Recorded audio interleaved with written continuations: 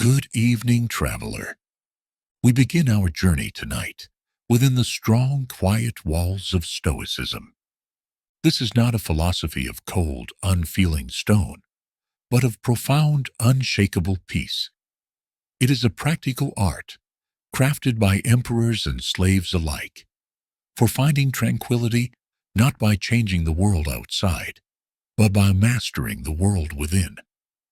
Imagine yourself walking along the ramparts of a great, silent fortress. This is your mind.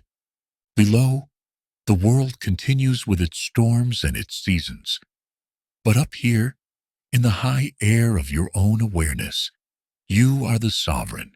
You are the architect of your own calm. Our guide tonight is Marcus Aurelius, the philosopher king, who in the midst of war and plague would light a single lamp and write to himself, "You have power over your mind, not outside events. Realize this, and you will find strength." Let us walk with him now and learn to build this inner citadel, stone by silent stone. Chapter 1. The Inner Citadel.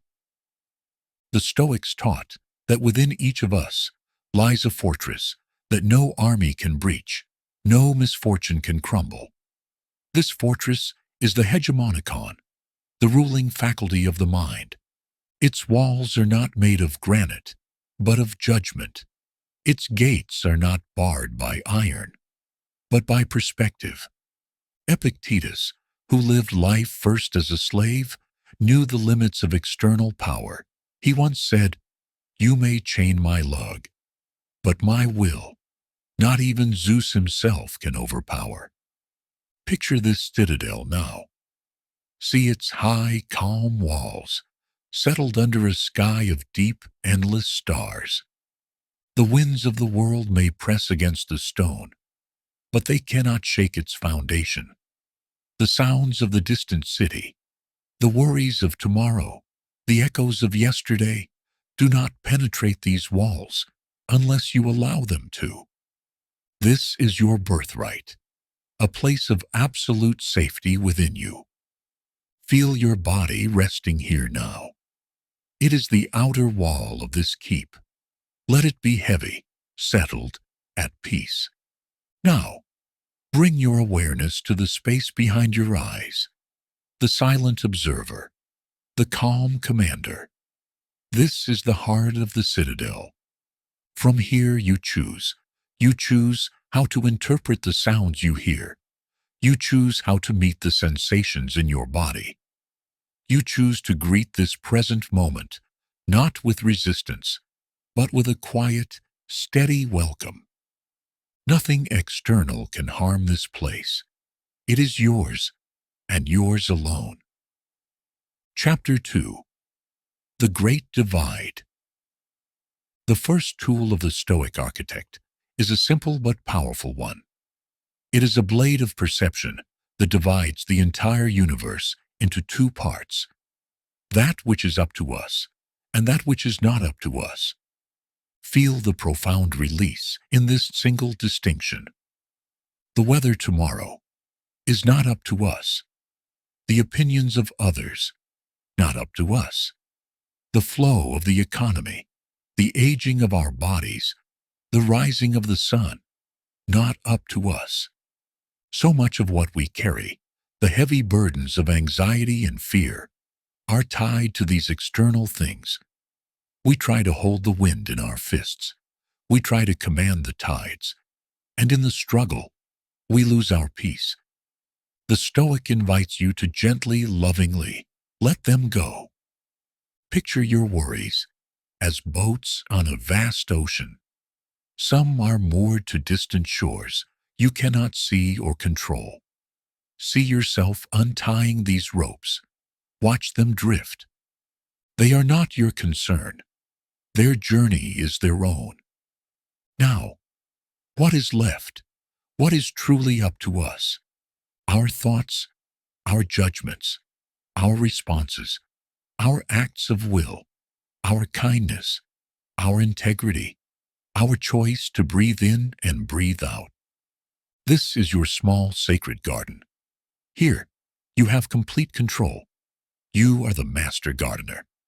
You decide which seeds to plant, seeds of anger or seeds of understanding, seeds of fear or seeds of courage. Seneca, a great statesman and advisor, reminded himself, "We are more often frightened than hurt, and we suffer more from imagination than from reality." By focusing only on our own garden, our inner citadel, we find we have all the work we need and all the peace we could ever hope for. Let the rest of the world be. It is not your burden to carry. Feel a sense of lightness begin to spread through your shoulders, your chest, the lightness of setting down a weight you were never meant to hold. Chapter 3. Welcoming Fate. Once we have separated what we can control from what we cannot, the Stoic takes another profound step. They learn not just to tolerate what is outside their control, but to welcome it, to love it. This is the practice of amor fati, a love of one's fate. It is not a passive resignation. It is an active, joyful embrace of reality as it is. It is the wisdom to see that the fabric of life is woven from all threads, light and dark, smooth and coarse. To pull at one thread is to unravel the whole. Marcus Aurelius would put it this way: "A blazing fire makes flame and brightness out of everything that is thrown into it." Imagine your life as this fire. It is strong, bright, and warm. Events come to you, some expected, some unexpected, some you would call good, some you would call bad.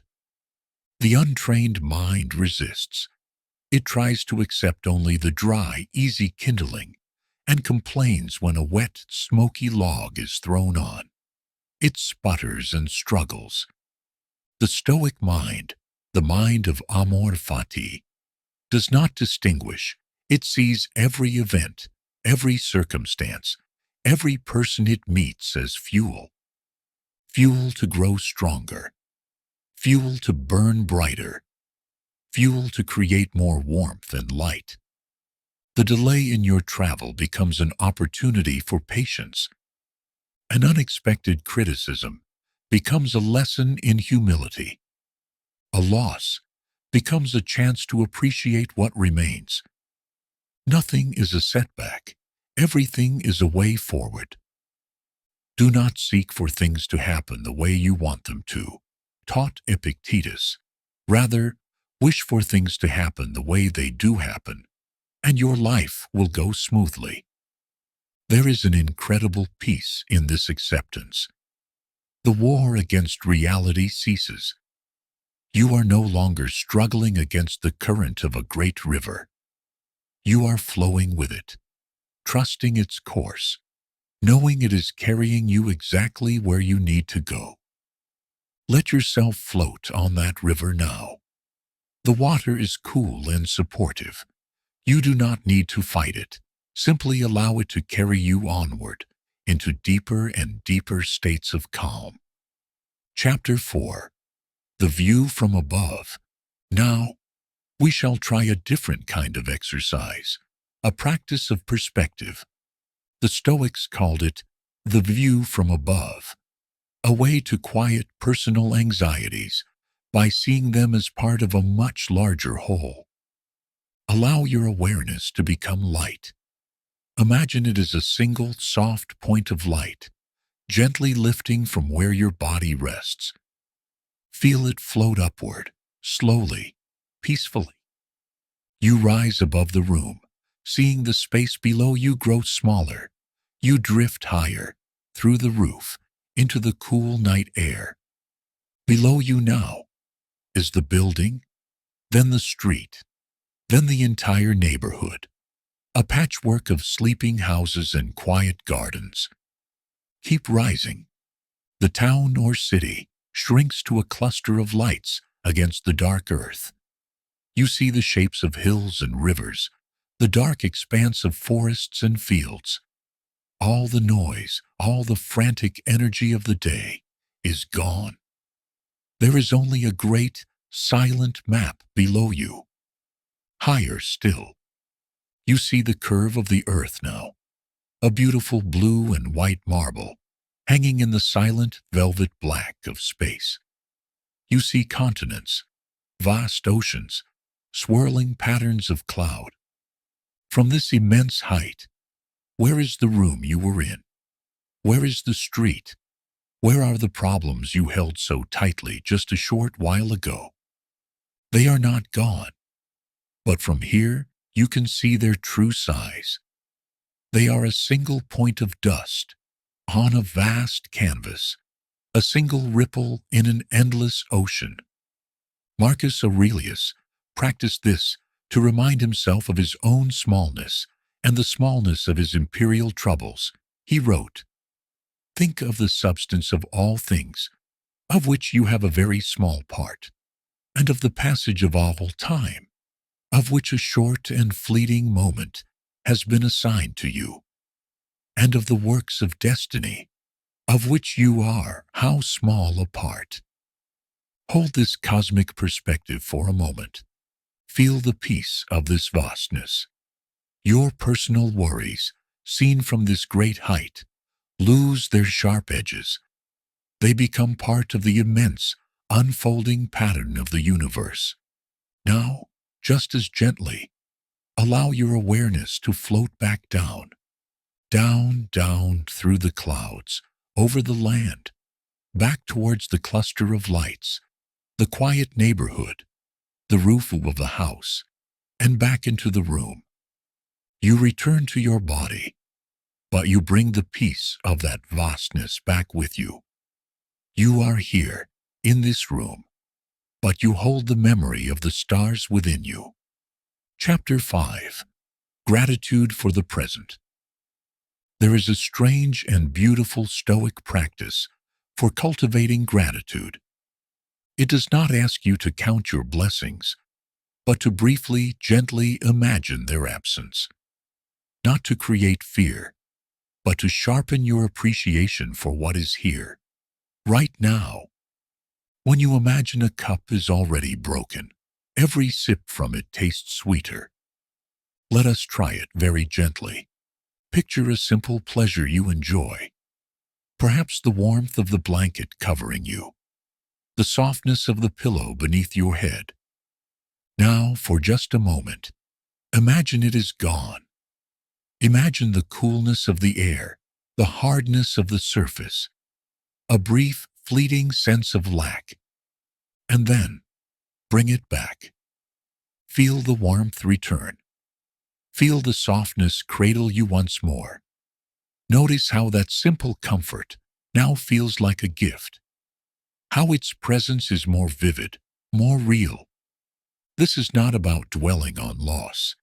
It is about using the shadow of loss to better see the light.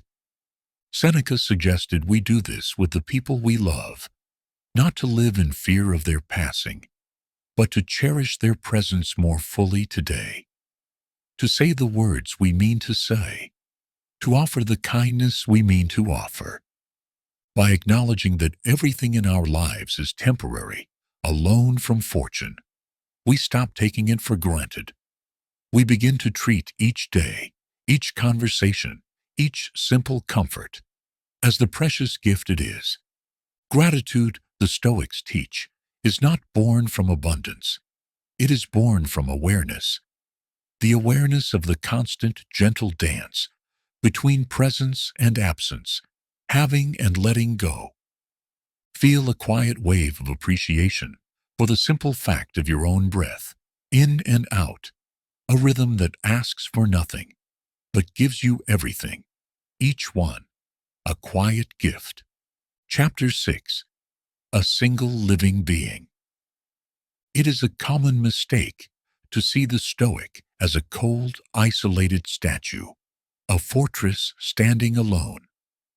But the final step in building the citadel is to build a bridge from its walls to the world. The Stoics believed in sympathia, the idea that all things are interconnected, woven together as threads in a single magnificent tapestry. They saw the universe not as a collection of dead rocks and random events, but as one single living organism. And we are a part of it, not separate from it. Marcus Aurelius wrote beautifully on this. What is not good for the hive is not good for the bee. Feel that connection now. Feel the air you breathe, which has traveled across oceans and forests to reach you. It has been breathed by countless others before you, in a timeless chain of life. Think of the hands that built the room you are in, the farmers who grew the food you ate, the countless unseen efforts of others that support your existence in this very moment. You are not alone. You are part of a vast, intricate web of mutual support. To wish well for this whole, for this hive, is to wish well for yourself. To feel anger or resentment towards a part of it is to injure your own soul. This idea brings with it a profound sense of responsibility and peace. It simplifies our purpose.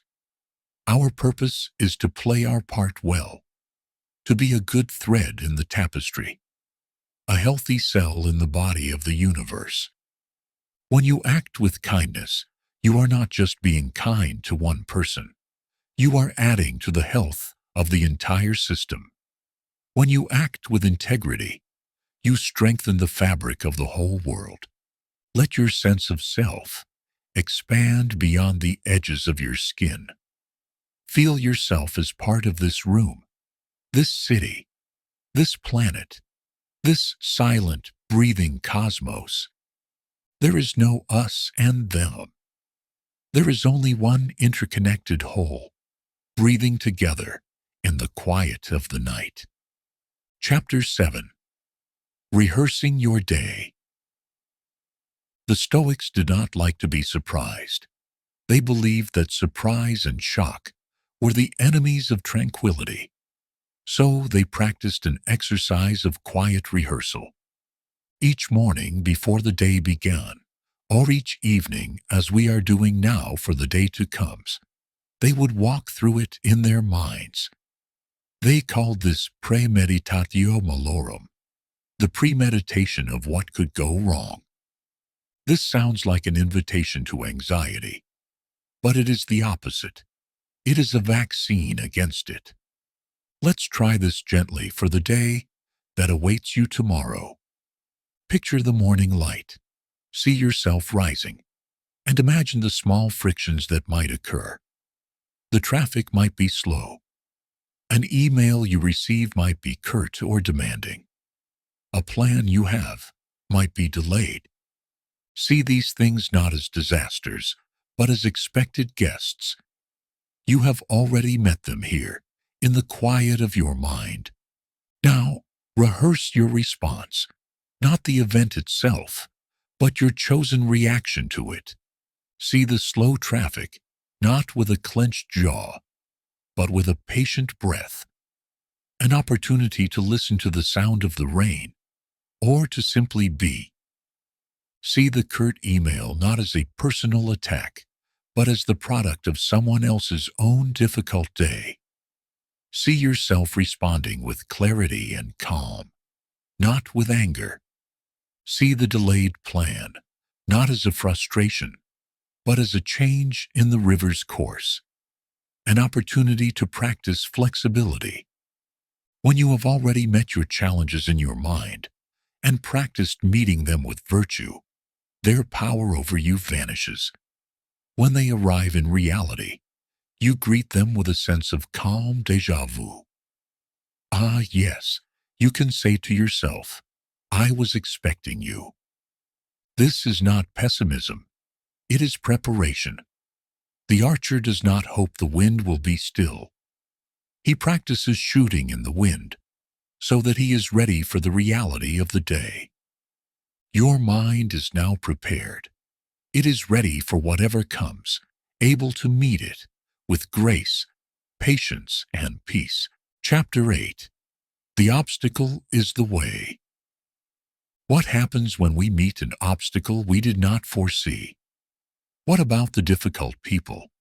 The frustrating situations that arise unexpectedly? Here, the Stoic performs a powerful mental shift, an act of inner alchemy. They do not see the obstacle as blocking the path. They see the obstacle as the path. Marcus Aurelius gave himself this powerful reminder. The impediment to action advances action. What stands in the way becomes the way. Imagine you are walking along a smooth, clear path through a forest. Suddenly, a large fallen tree blocks your way. The untrained mind becomes angry, frustrated. It complains about the tree. It sees its journey as ruined. It may even give up and turn back. The Stoic mind, however, sees the tree with different eyes. The path is not blocked. The path is the tree. The challenge now becomes, how do I navigate this? Do I climb over it? Do I find a way around it? Do I rest on it for a moment and appreciate the unexpected view it gives me? The tree is no longer a problem. It is an opportunity to practice strength or creativity or patience. Think of a challenge you are facing in your life, a difficult project, a strained relationship, a personal limitation. See it not as a wall blocking your progress, but as the very thing that will teach you what you need to learn. The obstacle itself holds the key to your growth. The rudeness of another person is a chance to practice your own compassion and self-control. A complex task at work is a chance to build your focus and skill. Your own fatigue is a chance to practice gentleness and self-care. With this mindset, nothing can truly stand in your way, because everything that happens, wanted or unwanted, becomes part of your way forward. You become unstoppable, not because you never face difficulty, but because you use every difficulty as a stepping stone. Chapter 9. The Richness of Simplicity. In a world that constantly tells us we need more to be happy, the Stoics practiced the opposite. They practiced subtraction. Seneca, one of the wealthiest men in Rome, would regularly set aside a few days to practice poverty. He would wear his roughest clothes, eat the plainest food, and sleep on the hard floor. He did this not to punish himself, but to liberate himself. After a few days of this voluntary discomfort, he would ask himself, "Is this what I was so afraid of?" He discovered that not only was it bearable, but there was a deep contentment to be found in it. He realized how few things were truly necessary for a peaceful mind. We can practice this in a gentler way, here and now. There is no need for rags or coarse bread, but we can notice the layers of complexity we add to our lives. The endless search for more entertainment, more possessions, more stimulation, and we can choose, just for a moment, to let them go. Feel the simple, profound richness of having nothing more than this breath, this quiet moment, the feeling of your body at rest. Notice the peace that arises when the wanting mind grows still. Contentment is not found in getting what you want. It is found in wanting what you have. And what do you have right now? You have the air in your lungs. You have this moment in time. You have a mind that can choose to be at peace. This is true wealth. This is the treasure that no one can ever take from you. It requires nothing to be bought, nothing to be achieved. It only asks to be noticed. Let yourself sink into this profound simplicity, the simple richness of just being. free from striving, free from needing. You have everything you need, right here, right now. Chapter 10. The Evening Review.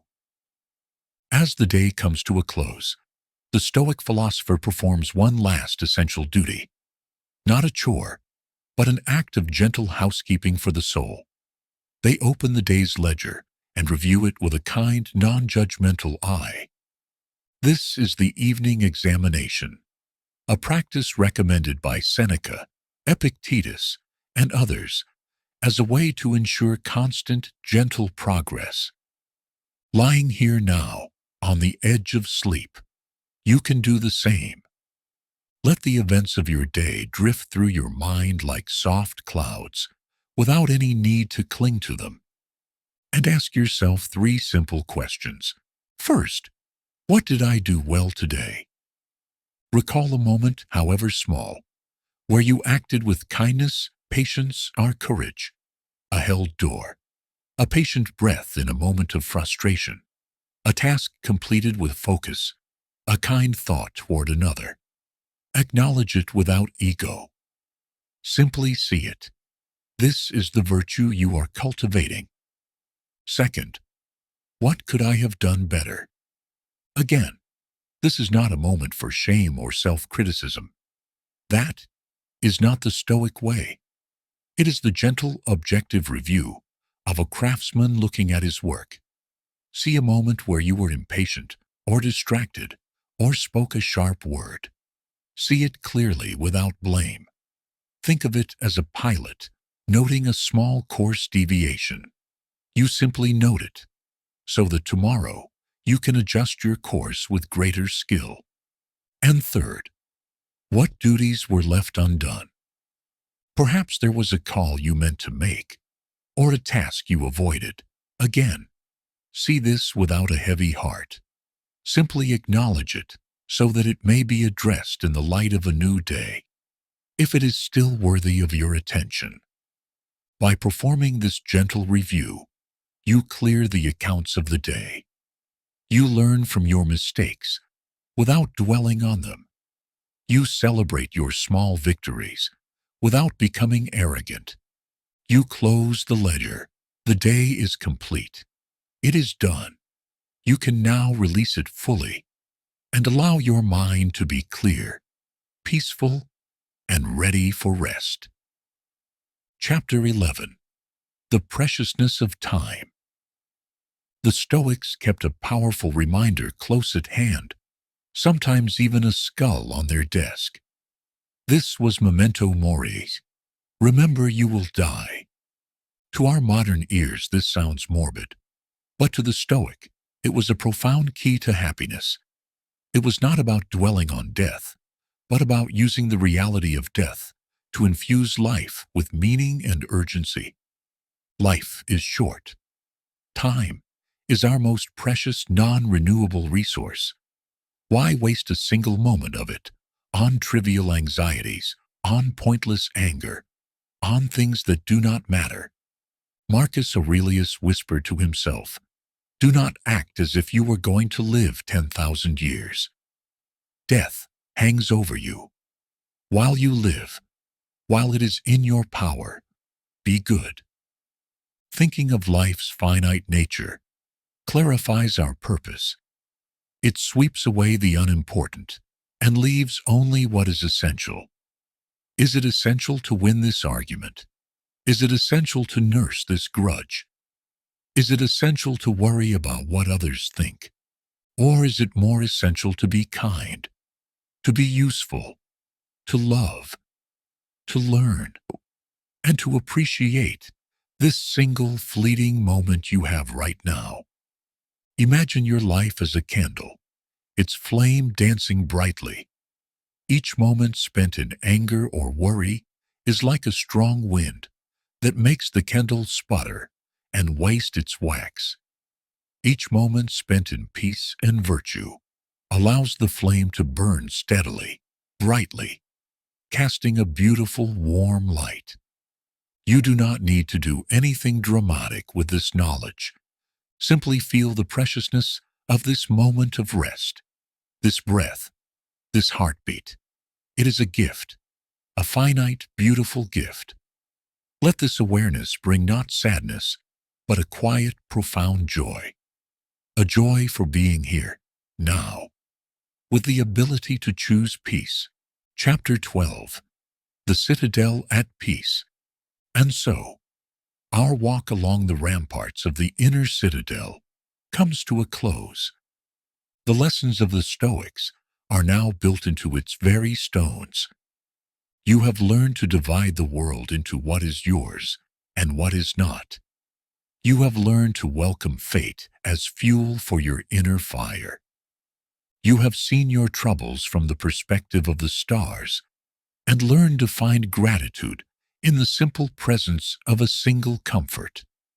You have felt your connection to the great web of humanity and rehearsed your calm response to the challenges of a new day.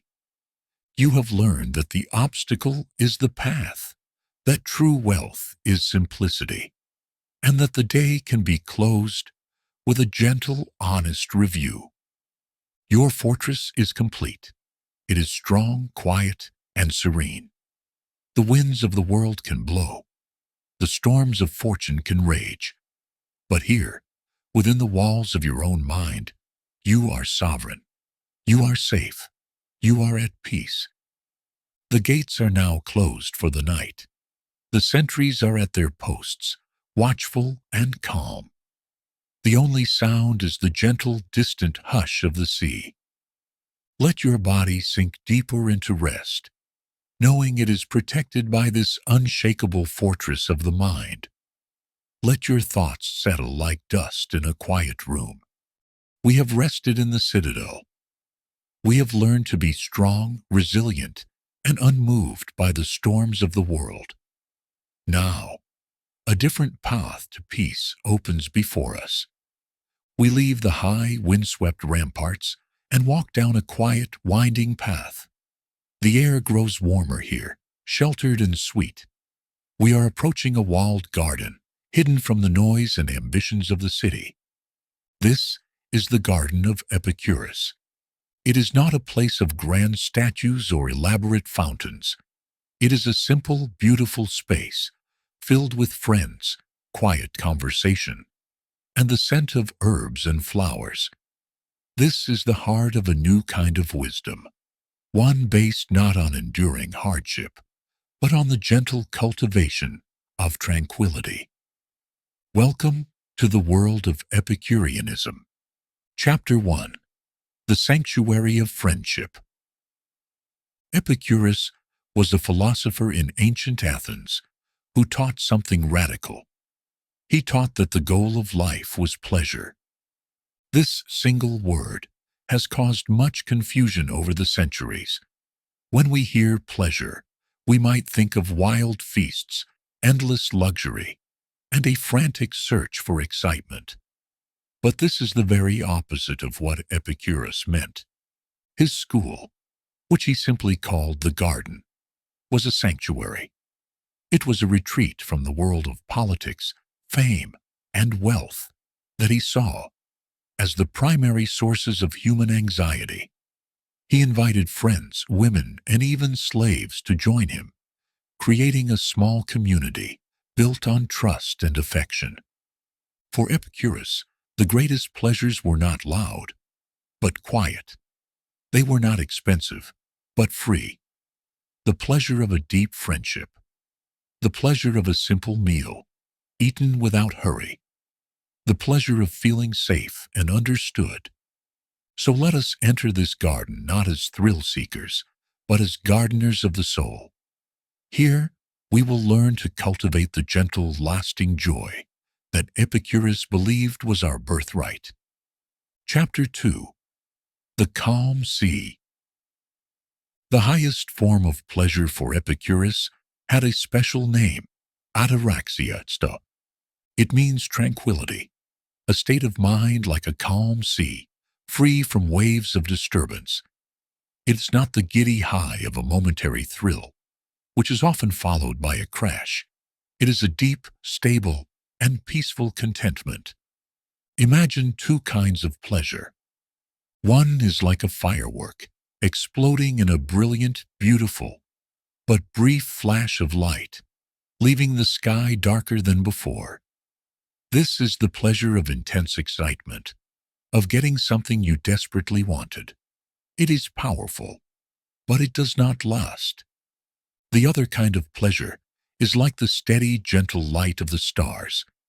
It is always there, calm and constant. It doesn't shout for your attention. It simply is. It is the peace you feel when you are free from fear, free from pain, and free from wanting. This starry, constant light is ataraxia. Epicurus taught that the path to happiness was not about adding more and more fireworks.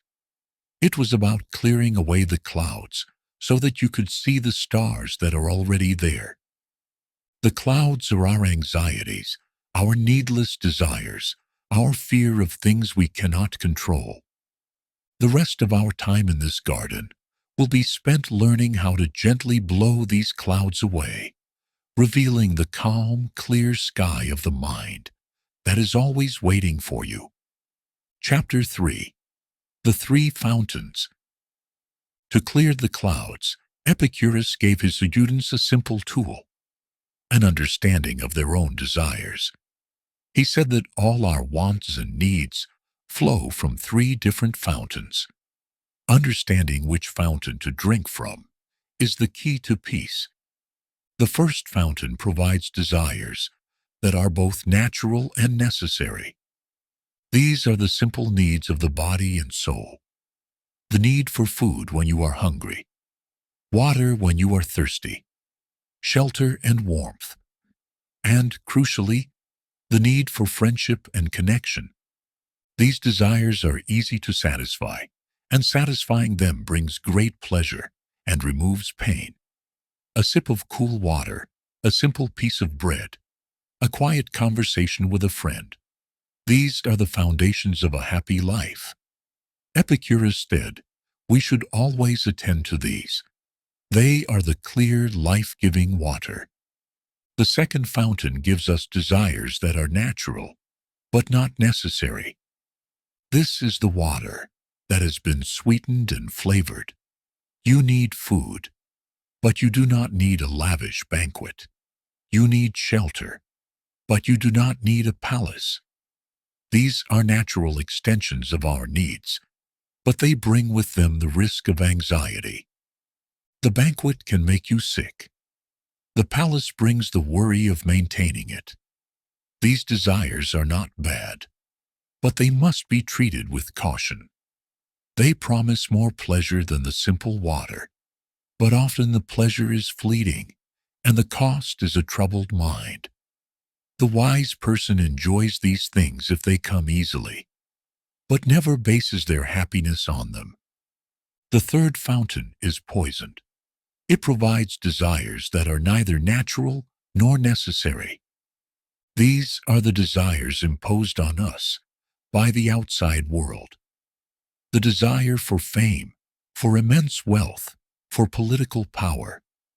Epicurus called these empty desires because they can never truly be filled.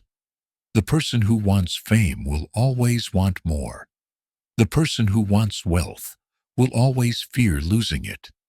These desires are like trying to quench a thirst by drinking salt water. They only make the thirst worse.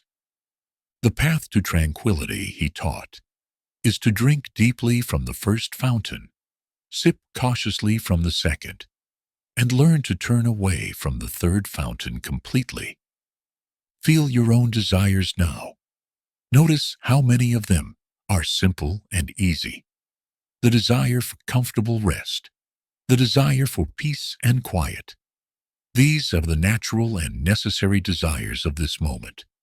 By simply allowing them to be met, you are practicing the very heart of this gentle philosophy. Chapter 4. The Greatest Treasure. As we walk deeper into this peaceful sanctuary, we notice that the garden is not empty. There are others here, sitting in small groups, talking quietly, smiling. This is not a garden of solitude. but of community. For Epicurus, the desire for friendship was not just a pleasant luxury. It was the most important of all the natural and necessary desires. It was the cornerstone of a happy life. He once wrote that, of all the things wisdom provides for a lifetime of happiness, much the greatest is the possession of friendship. Think of the anxieties of the world outside this garden. The need to impress strangers, the competition for status, the fear of judgment. These things create tension and unease in the soul. Friendship is the antidote. With a true friend, there is no need to perform. You can be yourself, completely. There is a safety in being known and accepted. Friendship provides a wall of security against the harshness of the world. It is a shared shelter. Epicurus believed that a wise person would value the peace and security of one true friendship far more than the roaring applause of a crowd.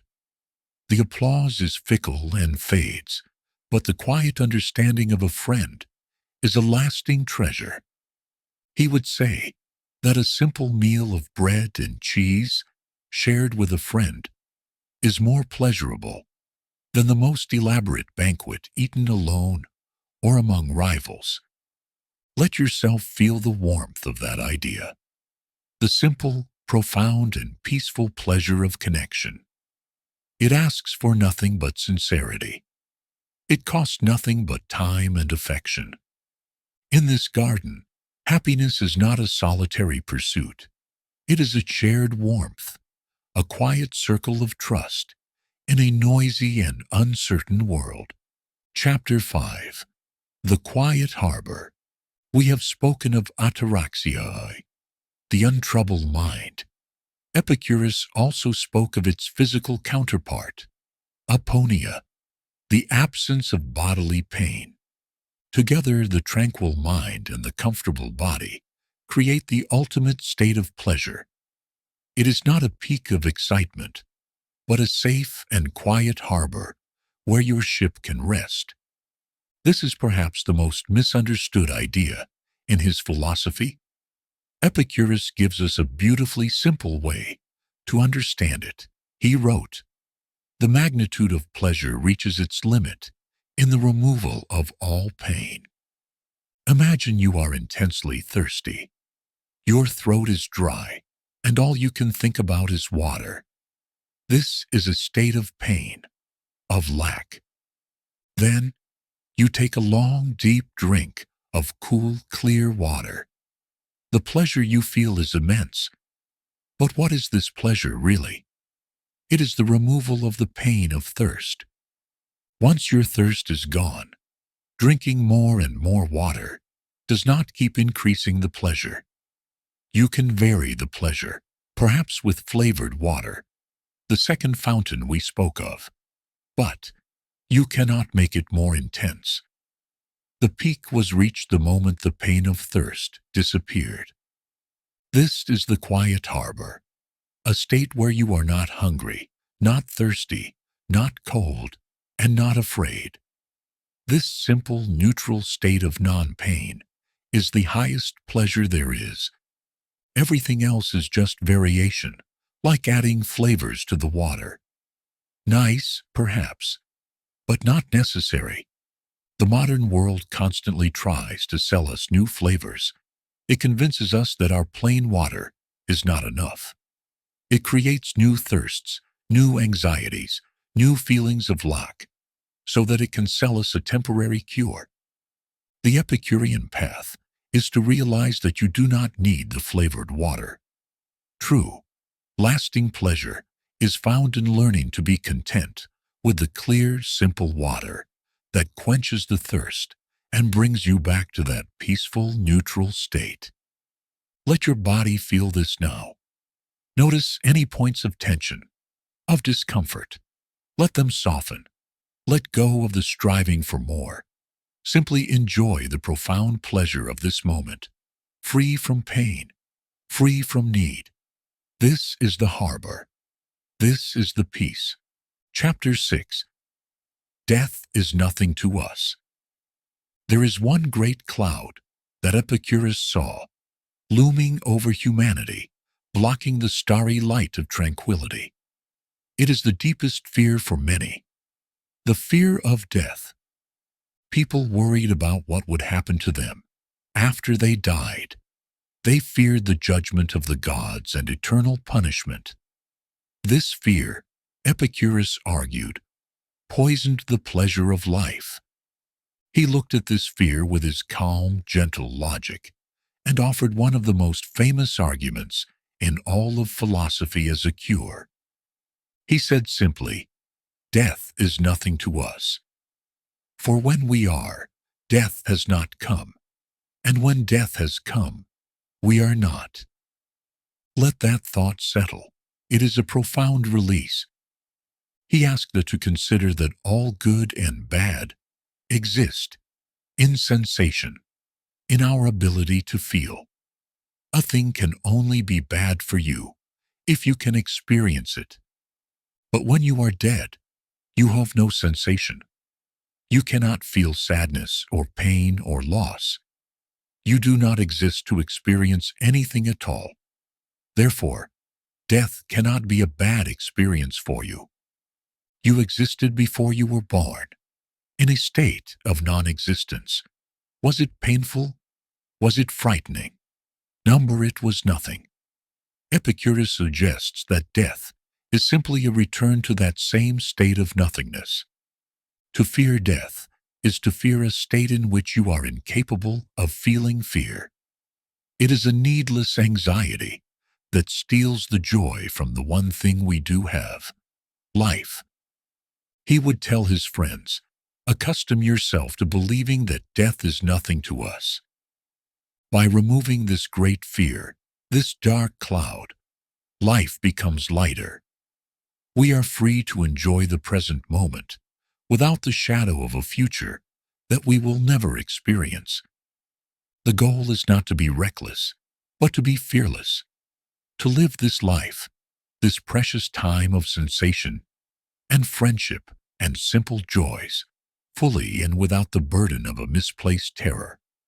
See that great cloud of fear, and watch it now, as it gently, peacefully dissolves into nothing, leaving behind only the calm, clear, starry sky of the present moment. Chapter 7. The Hidden Path. In the world outside this garden, so much energy is spent on being seen. People strive for fame, recognition, and public office. They want their names to be known and their influence to be felt. Epicurus looked at this frantic race for attention and saw it as a source of immense anxiety. The person who lives in the public eye is constantly open to criticism, envy, and the stress of maintaining their reputation. Their peace is fragile, dependent on the ever-changing opinions of the crowd. He offered a simple, radical, and deeply calming alternative. 2 words that formed a cornerstone of his practical advice: thought-provoking. Live unnoticed. Imagine the peace in that simple command.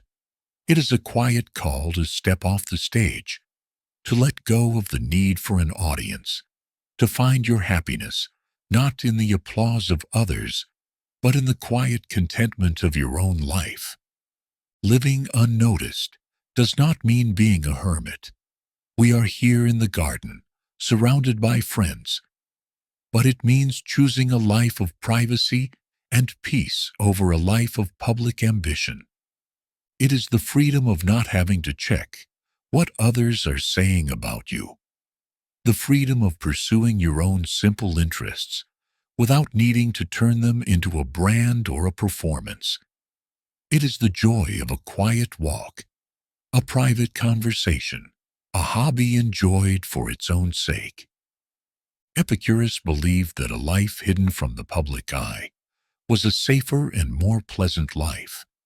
He wrote, "The man who has best ordered the element of quiet confidence in his own future has made friends with the friends he can make, and has not made friends with the unfriendlyable.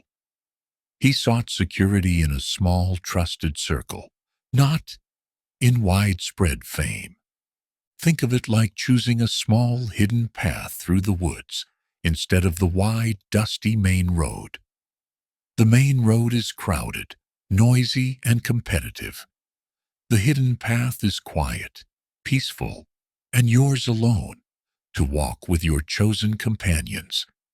It leads not to a grand monument, but to a serene and quiet clearing.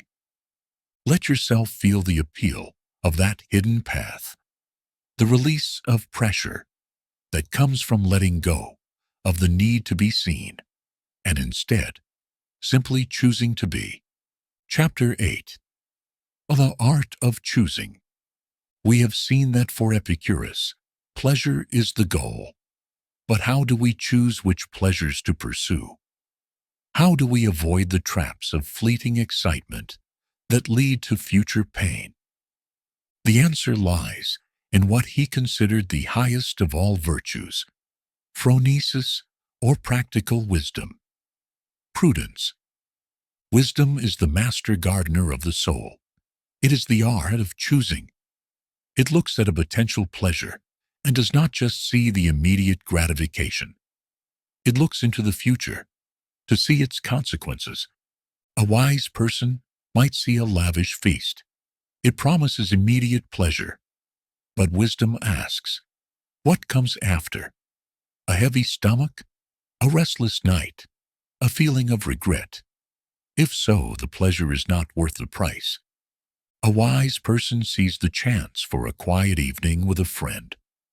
The immediate pleasure might seem less intense than the feast, but wisdom sees the consequences, a feeling of connection, a peaceful mind, a restful night. This pleasure is deep and lasting. Epicurus connected living well and living pleasantly so deeply that he believed they were two sides of the same coin. He wrote a powerful summary of this idea.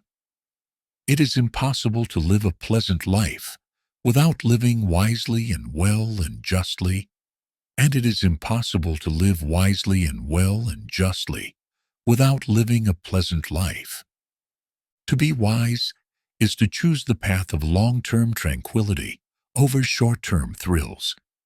To be just and good to others is essential, because an unjust life is filled with fear of being discovered, which destroys tranquility. Wisdom is not a complex, abstract science. It is a gentle, practical skill. It is the quiet voice within that asks, will this action lead to a calm sea or to a stormy one? Listen for that voice now. It is the part of you that naturally seeks peace, the part that knows that the simplest choice is often the wisest. Trust that voice. It is your inner guide, the gardener who knows which seeds will grow into strong, peaceful trees and which will grow into thorny weeds. Chapter 9. Leaving the garden. Our time in this hidden sanctuary is drawing to a close. The gentle, synthetic tones in the air seem to soften, and the light from the stars grows deeper. We have walked the quiet paths and learned the gentle wisdom of Epicurus. We have learned to see pleasure not as a frantic chase, but as a calm harbor of peace. We have learned to value the simple, necessary things, a friend, a sense of safety, a mind free from fear.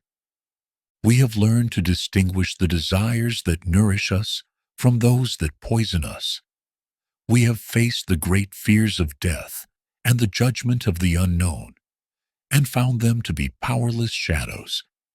We have learned the quiet joy of living unnoticed and the profound wisdom of choosing the calm and lasting path. As we prepare to leave, we see Epicurus one last time. He is not a stern teacher, but a kind doctor of the soul. He offers one last piece of advice, a summary of his life's work.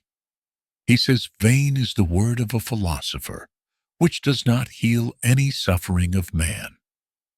His philosophy was never meant to be a mere intellectual game. It was meant to be medicine, a balm for the anxious heart, a cure for the fever of endless wanting. Feel that medicine working in you now, a sense of calm, a release from striving, an appreciation for the simple fact of your own peaceful existence in this moment. You do not need to take anything with you from this garden. The seeds of its wisdom are already planted within you. The memory of its peace is now a part of your own inner landscape. The path leads us away now, back into the quiet of your own mind. The garden gate closes softly behind us, but its tranquility remains. You carry the harbor within you. The starry sky is your own. We leave the peaceful walled garden behind, carrying its seeds of gentle contentment. We have moved from the cultivated spaces of human thought into something older, wilder, and deeper. We are entering a landscape of misty mountains, dark valleys, and flowing rivers. This is the world of Taoism, an ancient Chinese philosophy that seeks not to build a fortress or tend a garden, but to merge seamlessly with the great natural flow of the universe. Here, the goal is not to control the mind or even to cultivate tranquility. The goal is to let go of control completely, and in that letting go, to find a power and a peace that is beyond understanding. Chapter 1. The Path with No Name. At the heart of Taoism is a concept so vast and profound that it has no true name. It is called the Tao. It means the way or the path, but it is not a path you can find on a map. It is the natural, spontaneous, unfolding order of everything. It is the rhythm of the seasons, the orbit of the stars, the way a tree grows, the way a river flows to the sea. The ancient master of Taoism, Lao Tzu, began his great book, the Tao Te Ching, with a warning for the logical mind. He wrote, "The Tao that can be told is not the eternal Tao. The name that can be named is not the eternal name." This is a philosophy of feeling, not of thinking. It asks us to quiet our clever, analytical minds and instead sense the great, silent intelligence that moves all things. Imagine you are standing at the edge of a vast, dark forest at twilight. You cannot see the paths clearly. You cannot name every tree or every shadow, but you can feel the life of the forest. You can smell the damp earth. You can hear the whisper of the wind in the leaves. You can sense the deep, ancient rhythm of the place. That feeling, that deep, intuitive sense of a living, intelligent whole, is your first step to understanding the Tao. It is not a concept to be grasped, but a presence to be felt. It is all around you, and it is within you. You are a part of it, just as a single wave is a part of the ocean. Chapter 2. The Wisdom of Water. If we cannot name the Tao, how can we learn to follow it? Lao Tzu gives us a perfect teacher from the natural world, water. He said, "The supreme good is like water, which nourishes all things without trying to. It is content with the low places that people disdain. Thus, it is like the Tao." Think about the nature of water. It is soft and yielding. It does not resist. If you strike it, you do not harm it. If you try to grasp it, it slips through your fingers.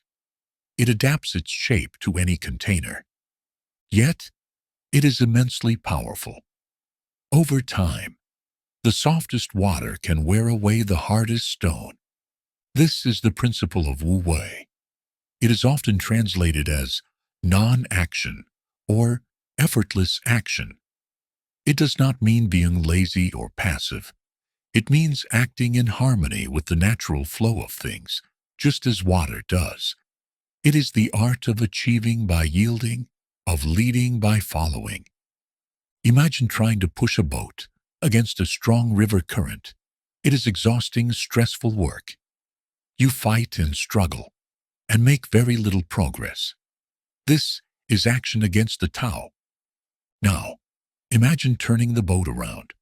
You let the current take you. You use your oar not to fight the river, but to gently steer your course within its powerful flow. The journey becomes effortless, graceful, and swift. This is Wu Wei. So much of our tension comes from trying to push the river. We try to force outcomes, to control people, to make life conform to our rigid plans. The Taoist sage invites you to let go of the oars, to trust the current. This doesn't mean you will be swept away aimlessly. It means you learn to use the river's own power to carry you where you need to go. Feel your own body now. Feel the tension in your muscles, the tendency to hold on, to control. Let it go. Let your body be like water, soft, yielding, and flowing peacefully into a state of deep rest. Chapter 3. The Uncarved Block. In this world of flowing water and silent mountains, the Taoist values simplicity above all else. In a world that prizes cleverness, sophistication, and complexity, the sage seeks to return to a state of pure, natural simplicity. This state is called Pu, which translates as the uncarved block. Imagine a block of wood, fresh from the forest. It is simple, whole, and natural. It holds within it infinite potential. It could become a table, a chair, a statue, a bowl. But in its uncarved state, it is simply itself, full of its own innate power and nature. Once the block is carved, its potential becomes limited. A chair can only be a chair. It has been given a specific function, a name, a definition. It has lost its original simple wholeness. Lao Tzu saw people as uncarved blocks.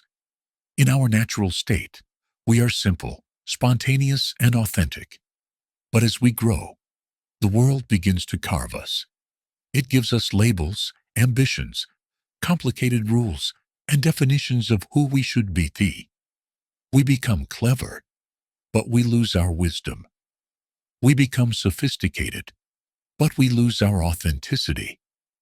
The practice of Taoism is the practice of returning to the state of the uncarved block. Lao Tzu wrote, "The sage desires to be without desire and does not value goods that are hard to come by.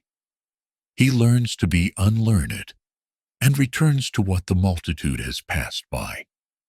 It is about unlearning the anxieties, the ambitions, and the needless complexities the world has taught you.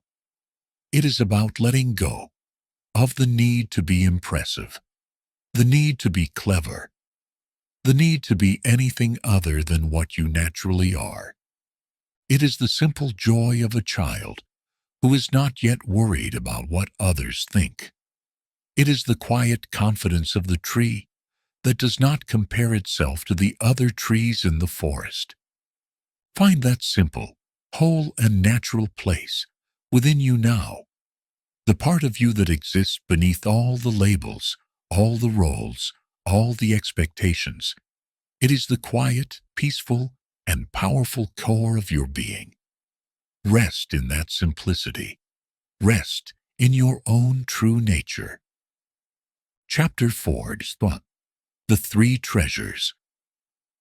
While the Tao itself is a profound mystery, Lao Tzu gave his followers a simple, practical guide for how to live in harmony with it. He said this was more valuable than any material possession. He wrote, "I have three treasures which I hold and keep. The first is mercy, the second is frugality, the third is daring not to be first in the world." Let's look at these three treasures, these three guiding stars for a peaceful life. The first treasure is compassion, or mercy. A Taoist sage understands that all beings are part of the same whole. To harm another is to harm oneself.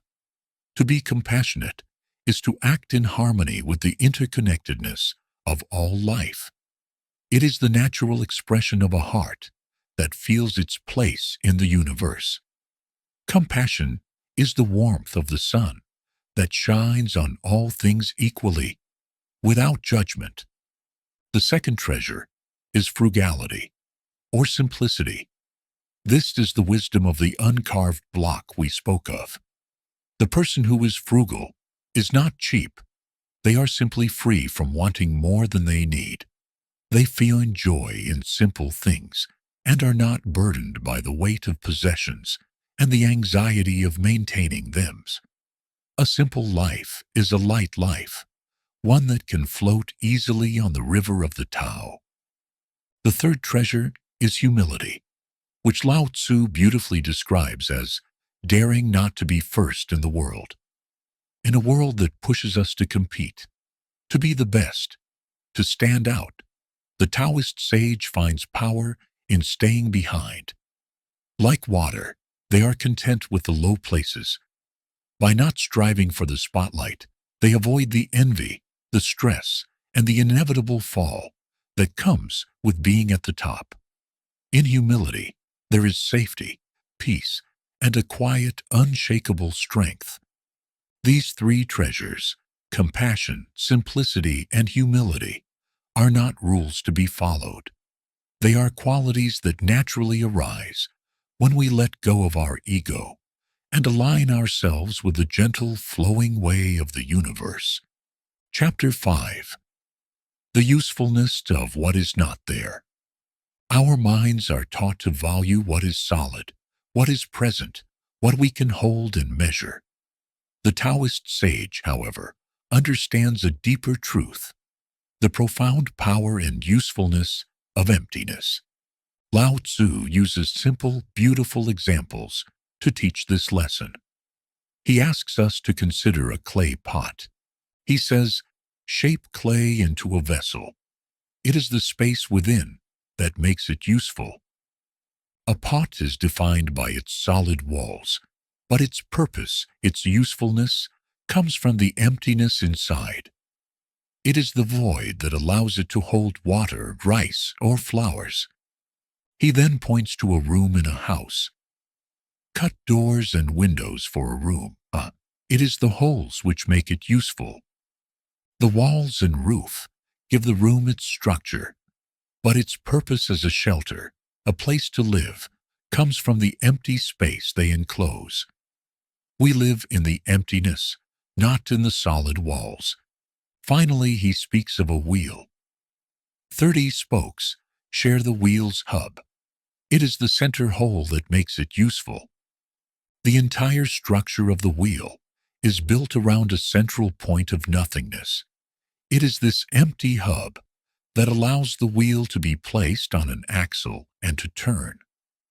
This is a profound lesson for a mind seeking rest. We so often try to fill our minds with thoughts, plans, and knowledge. We fear emptiness. We fear boredom. But the Tao teaches us that it is in the mental space, the quiet emptiness between our thoughts, that our true usefulness and peace can be found.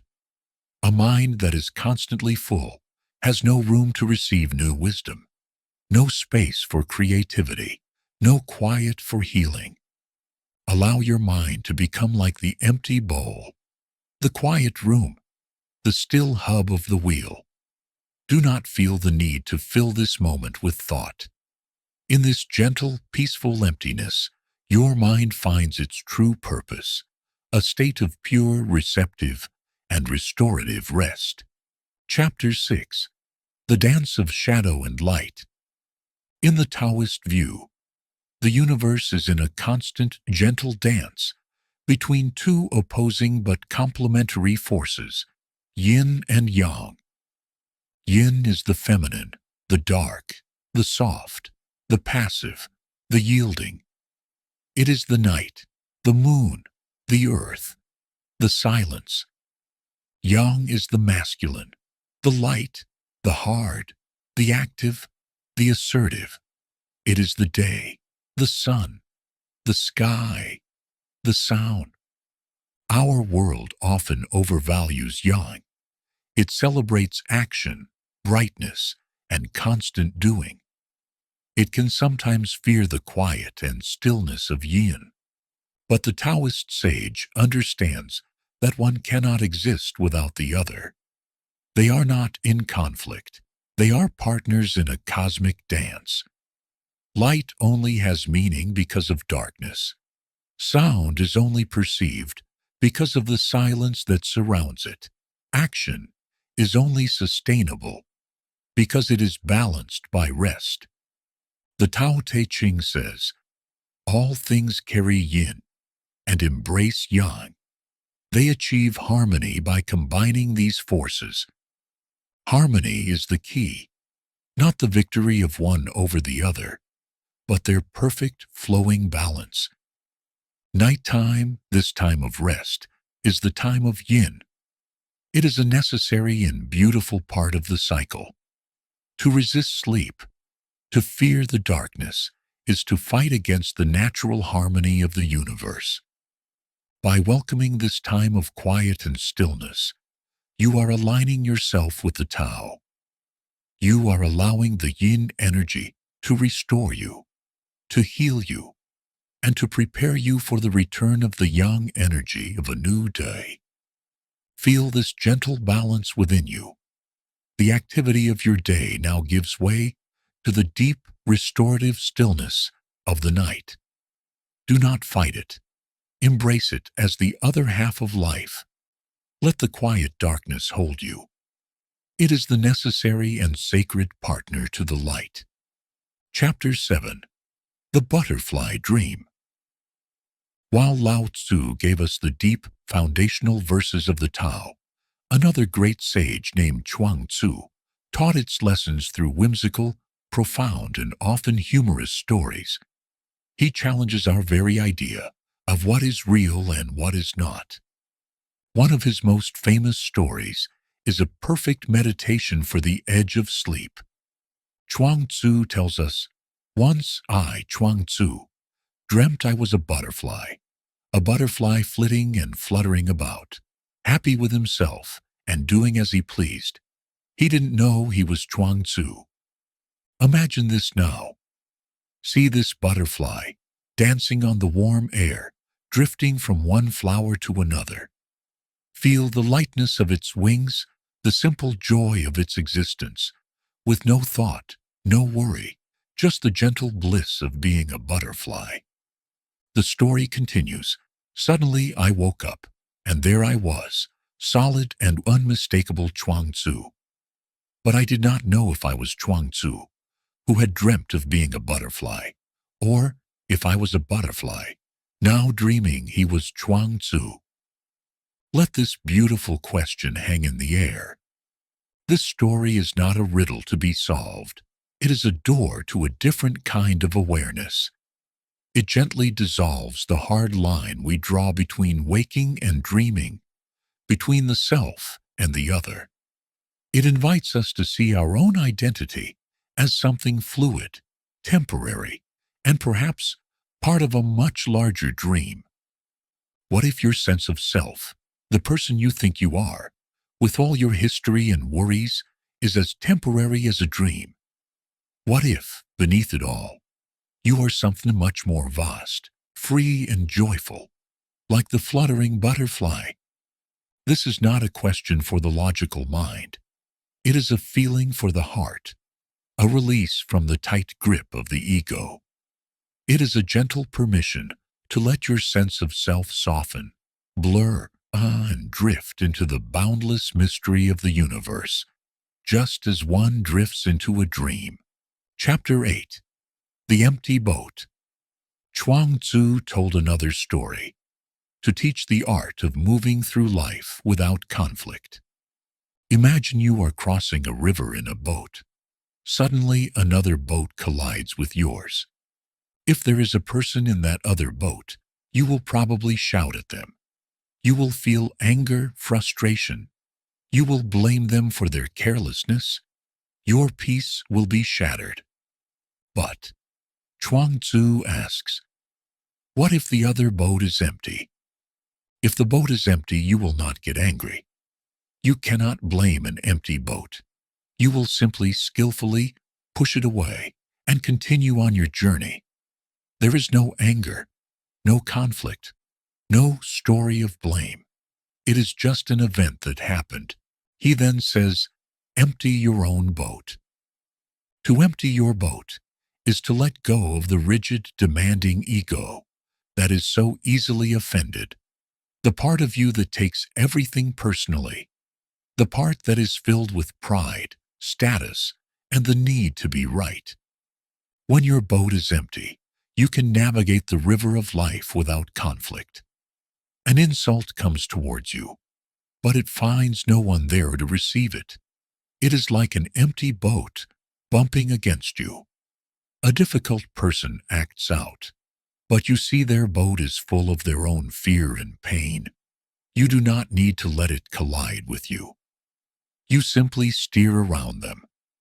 A person with an empty boat is free. They are not tossed about by the actions and opinions of others. They are inwardly spacious, flexible, and serene. As you lie here, let your own boat become empty. Let go of the stories of the day, of the frustrations, the sense of being right or wrong. Let it all drift away. Leave only the quiet, spacious emptiness within. In this state, nothing can disturb your peace. You are a quiet vessel, floating peacefully on a calm, dark river. Chapter 9. Trusting the Flow. How does one live this way, with such effortless skill? Is it a matter of careful thought and planning? Chuang Tzu tells one final story about a butcher named Ding who was carving up an ox for his master. His knife moved so gracefully, so rhythmically, it was like a dance. He never seemed to struggle or even think. His master, amazed, asked for his secret. The butcher replied that when he first started, all he could see was the ox, a solid, difficult mass. But after years of practice, he no longer saw the ox as a whole. He saw the spaces within it.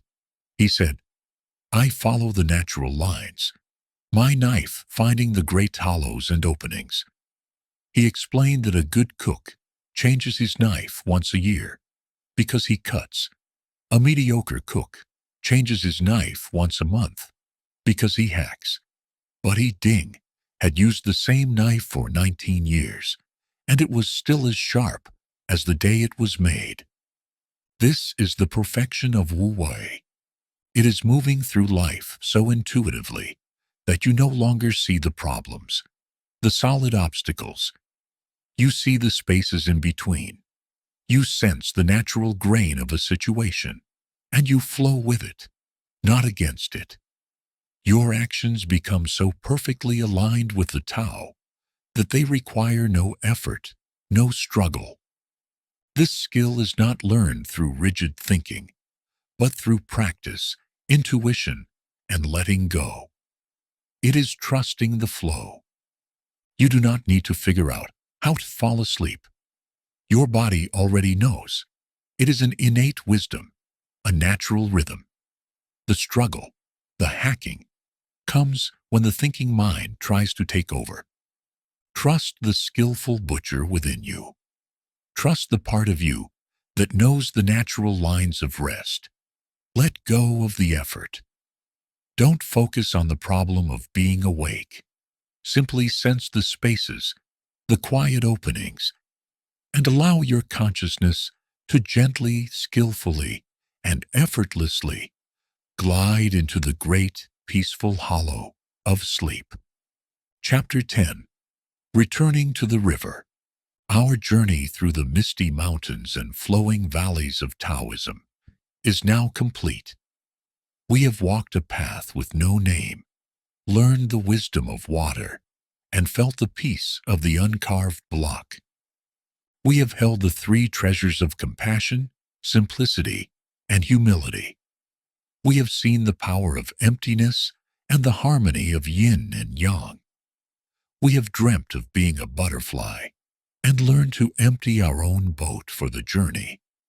Unlike the Stoic who builds a fortress or the Epicurean who tends a garden, the Taoist builds nothing. They learn to dissolve. They let go of the hard, separate self and merge with the great, flowing river of the Tao. They find strength in yielding, wisdom in not knowing, and action in stillness. This is the final lesson for a mind seeking rest. Do not build a wall against the night. Do not try to cultivate sleep. Simply dissolve into it. Let the boundaries of your body soften. Let the edges of your thoughts blur.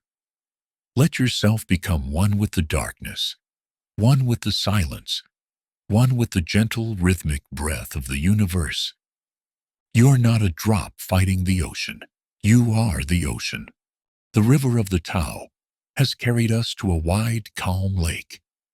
The water is perfectly still, reflecting the moon and the stars like a dark mirror. The sound of the crickets continues, a steady rhythmic pulse in the quiet air.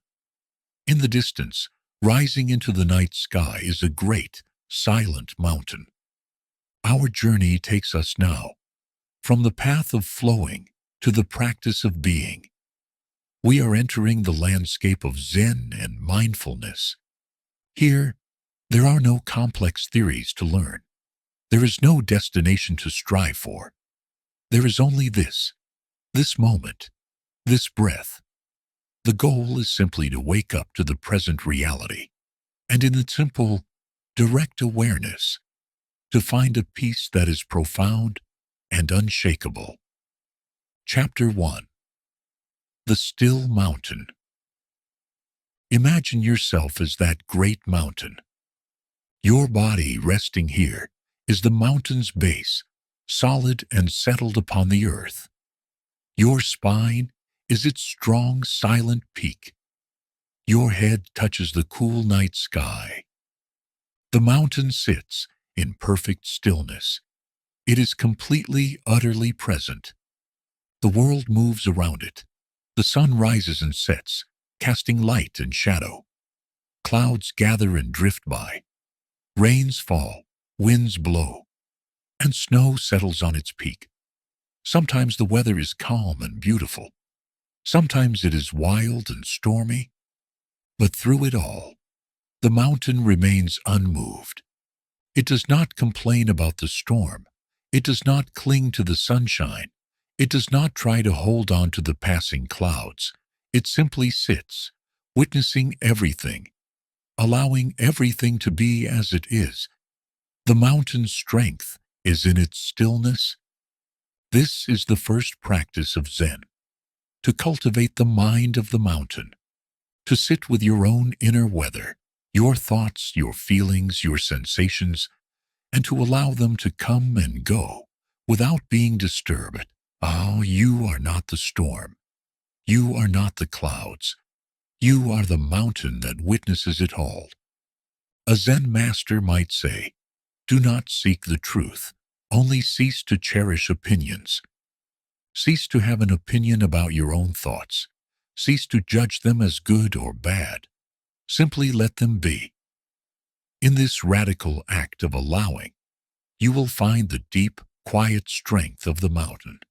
Chapter 2. Just this breath. How do we learn to be still like the mountain? Where do we place our attention? The answer is beautifully simple. It is the anchor that is with you always, your breath. The practice of mindfulness begins and ends with the breath. It is the most honest, present, and reliable thing in your existence. You cannot breathe in the past. You cannot breathe in the future. You can only breathe now. Bring your attention gently to the sensation of your own breathing. There is no need to change it, to control it, or to improve it.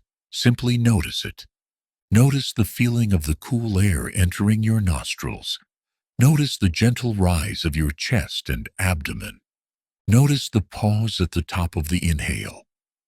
Notice the gentle fall of your chest as you exhale. Notice the feeling of the warm air leaving your body. That is all. This is the practice. When your mind wanders, as it will, do not be discouraged. This is not a failure. It is simply what minds do.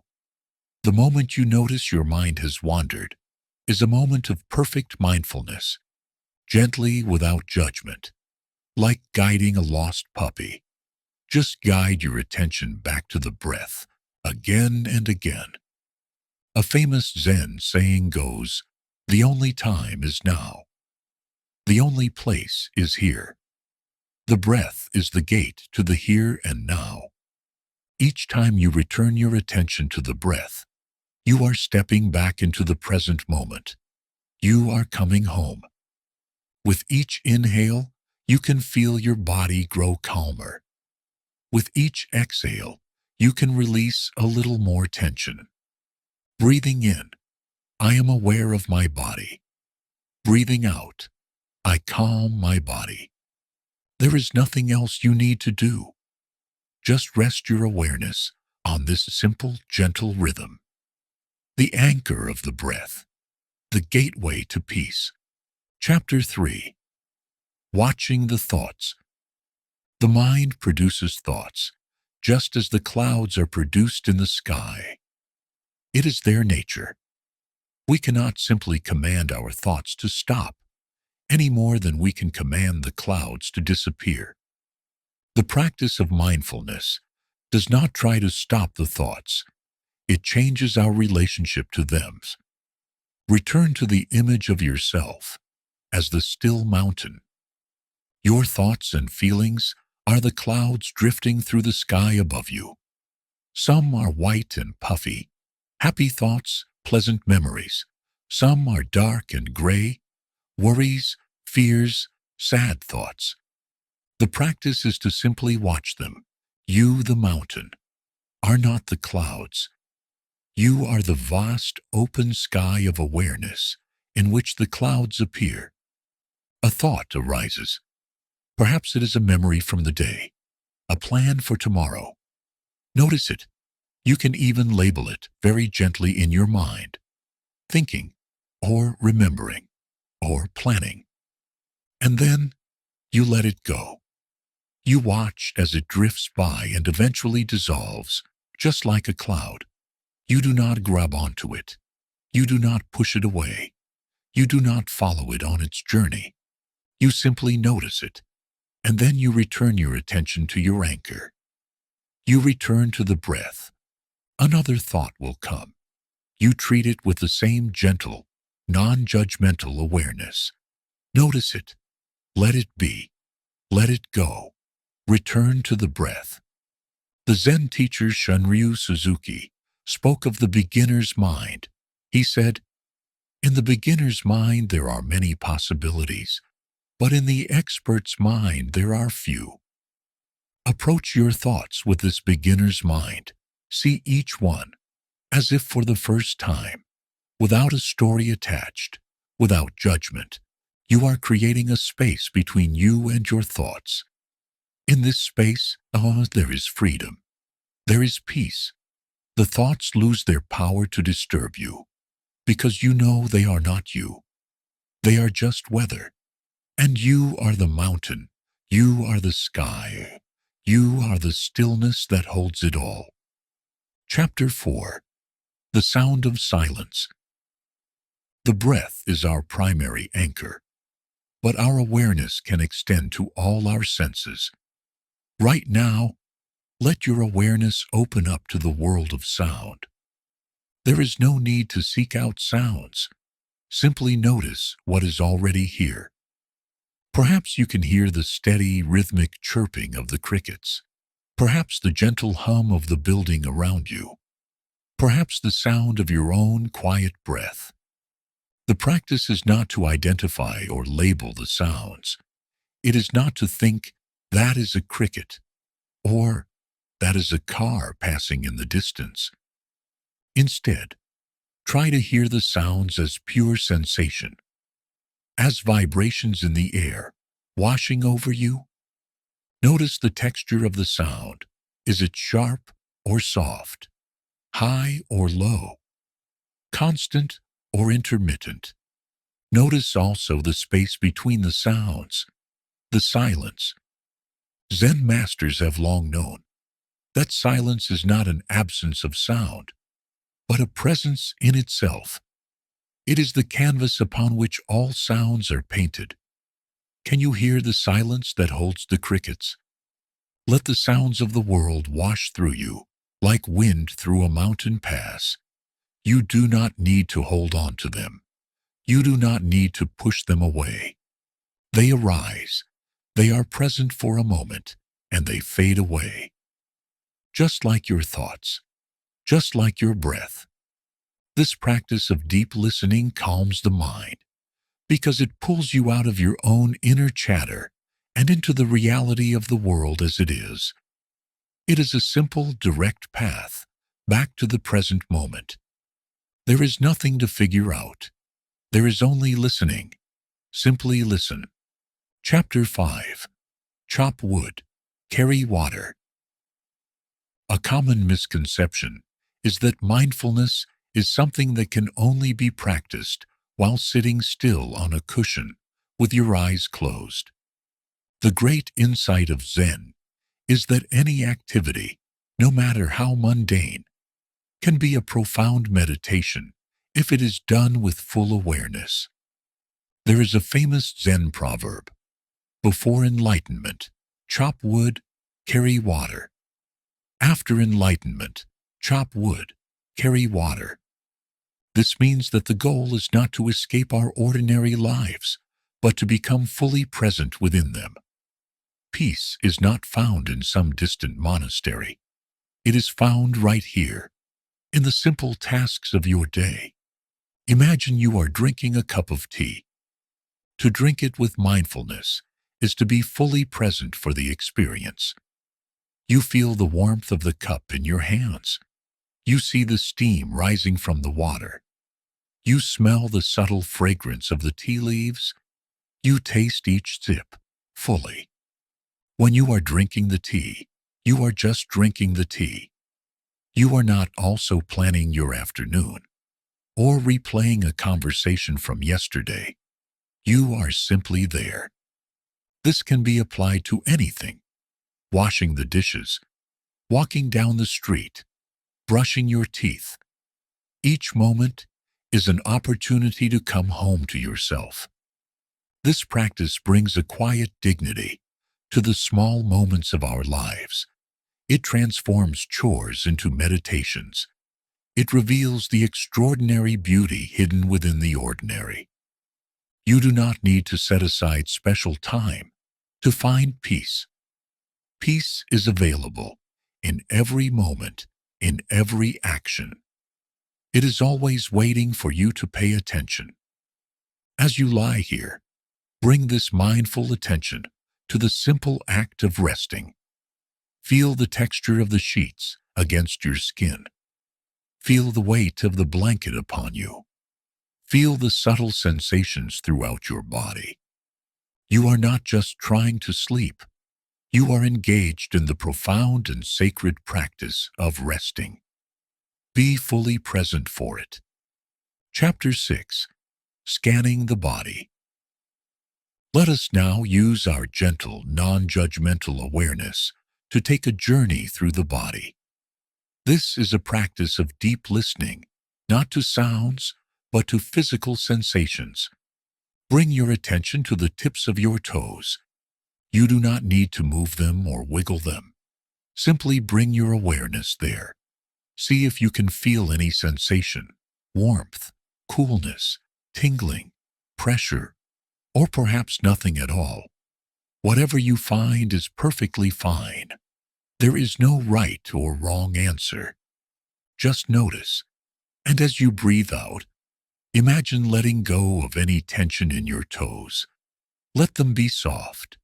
Now, slowly, like a gentle wave of warm light, let your awareness travel up into the soles of your feet. Notice the arches, the heels, just feeling, just noticing. Let the awareness flow up into your ankles, your calves, your shins, feeling the solidness of the bones, the softness of the muscle. With each exhale, you invite this part of your body to release and soften. Continue this gentle journey upwards. Bring your kind attention to your knees, your thighs, your hips. This whole lower part of your body has carried you through the day. Allow it to be heavy now. Allow it to rest completely. Give it your silent thanks and invite it to let go. Now, bring your awareness to your stomach and your lower back.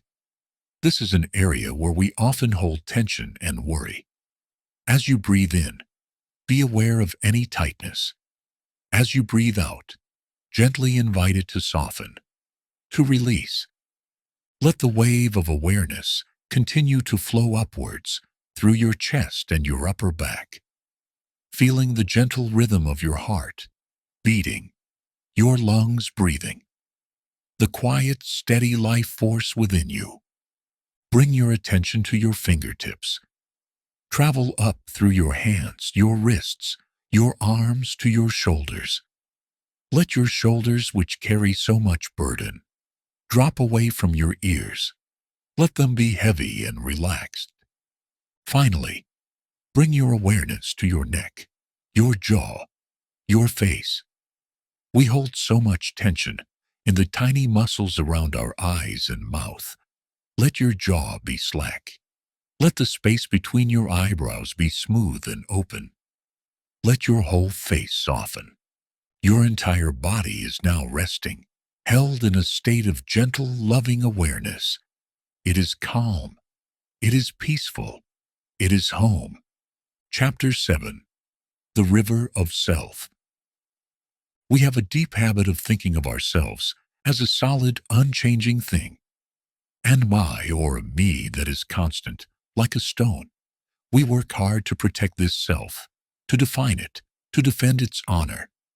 Zen invites us to look closer at this idea of the self. Is it really so solid? Think of a river. A river has a name, a shape, a path. We can point to it and say, there is the river. But what is it really? The water in the river is changing from moment to moment. The banks are slowly shifting. The light on its surface is never the same. The river is not a thing, but a process, a constant, flowing, unfolding event. The Zen masters teach that you are like that river. You have a name and a shape, but you are not a fixed thing. Your body is changing with every breath. Your thoughts are flowing and changing.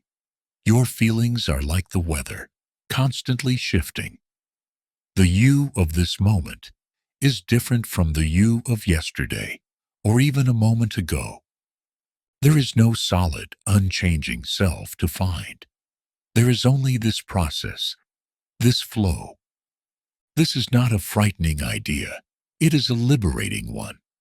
When you realize you are not a fixed statue, but a flowing river, you are freed from the burden of being a certain way. You don't have to protect a fragile ego, because you see that the ego itself is just a temporary pattern, like a ripple on the water. A Zen poem might put it this way: the bamboo shadows are sweeping the stairs, but not a particle of dust is stirred. The moonlight is penetrating the bottom of the pool, but not a trace is left on the water.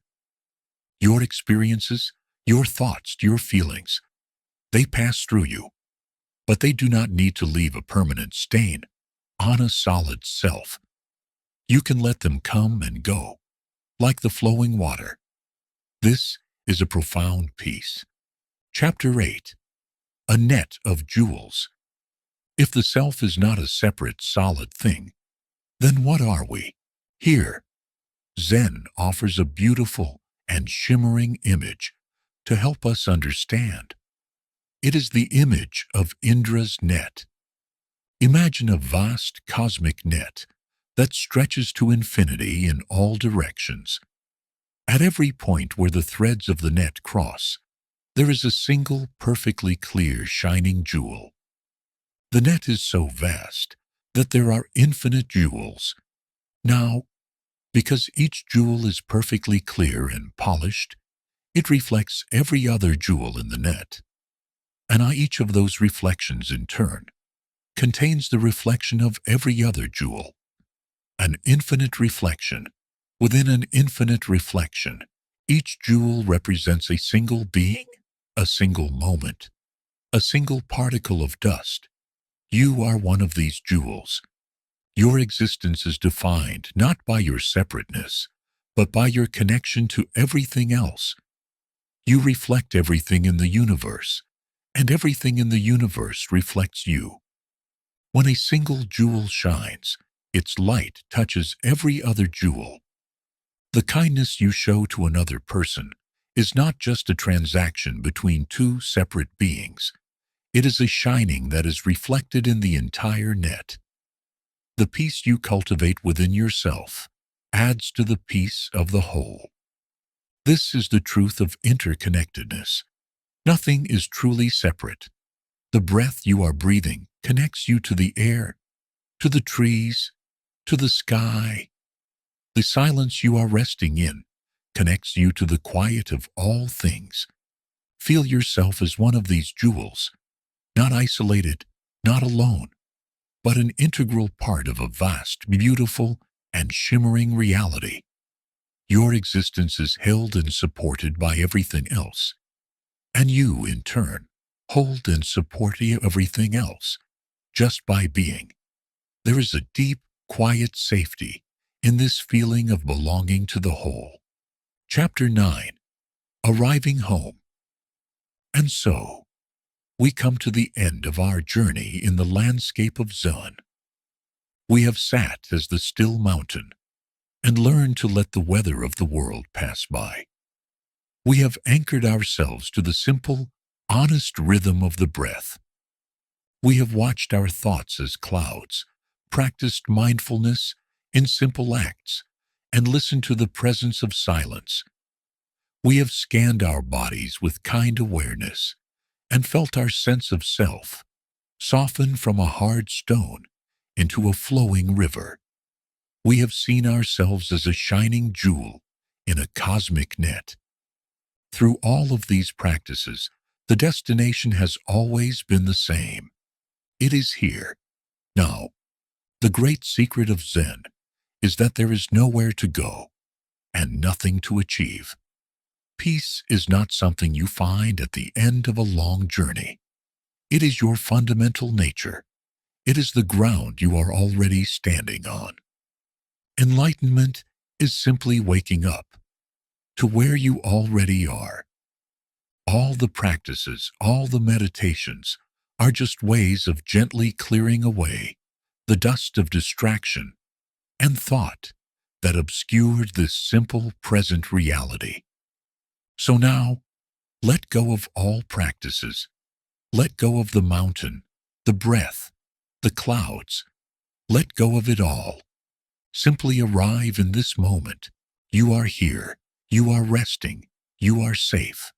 This is all there is, and it is enough. It is everything. A Zen master was once asked, "What is the path?" He replied, "Everyday life is the path. Rest is part of the path.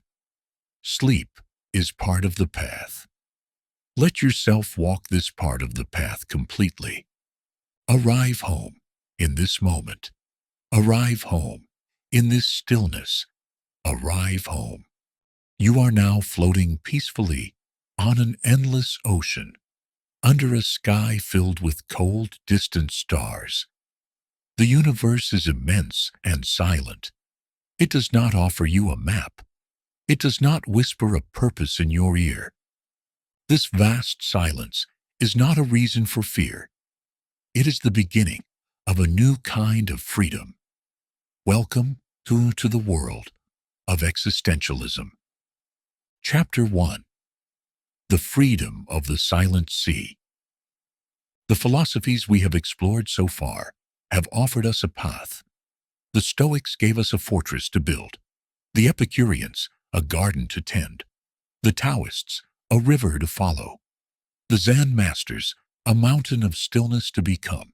Existentialism begins in a place without a pre-made path. It asks us to look honestly at the human condition. We are here, in this vast, silent universe, without a clear given purpose. The sky does not tell us why we are here. The stars do not give us our meaning.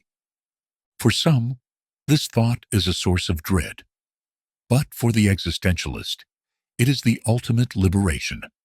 If no meaning is given to us, then we are free to create our own.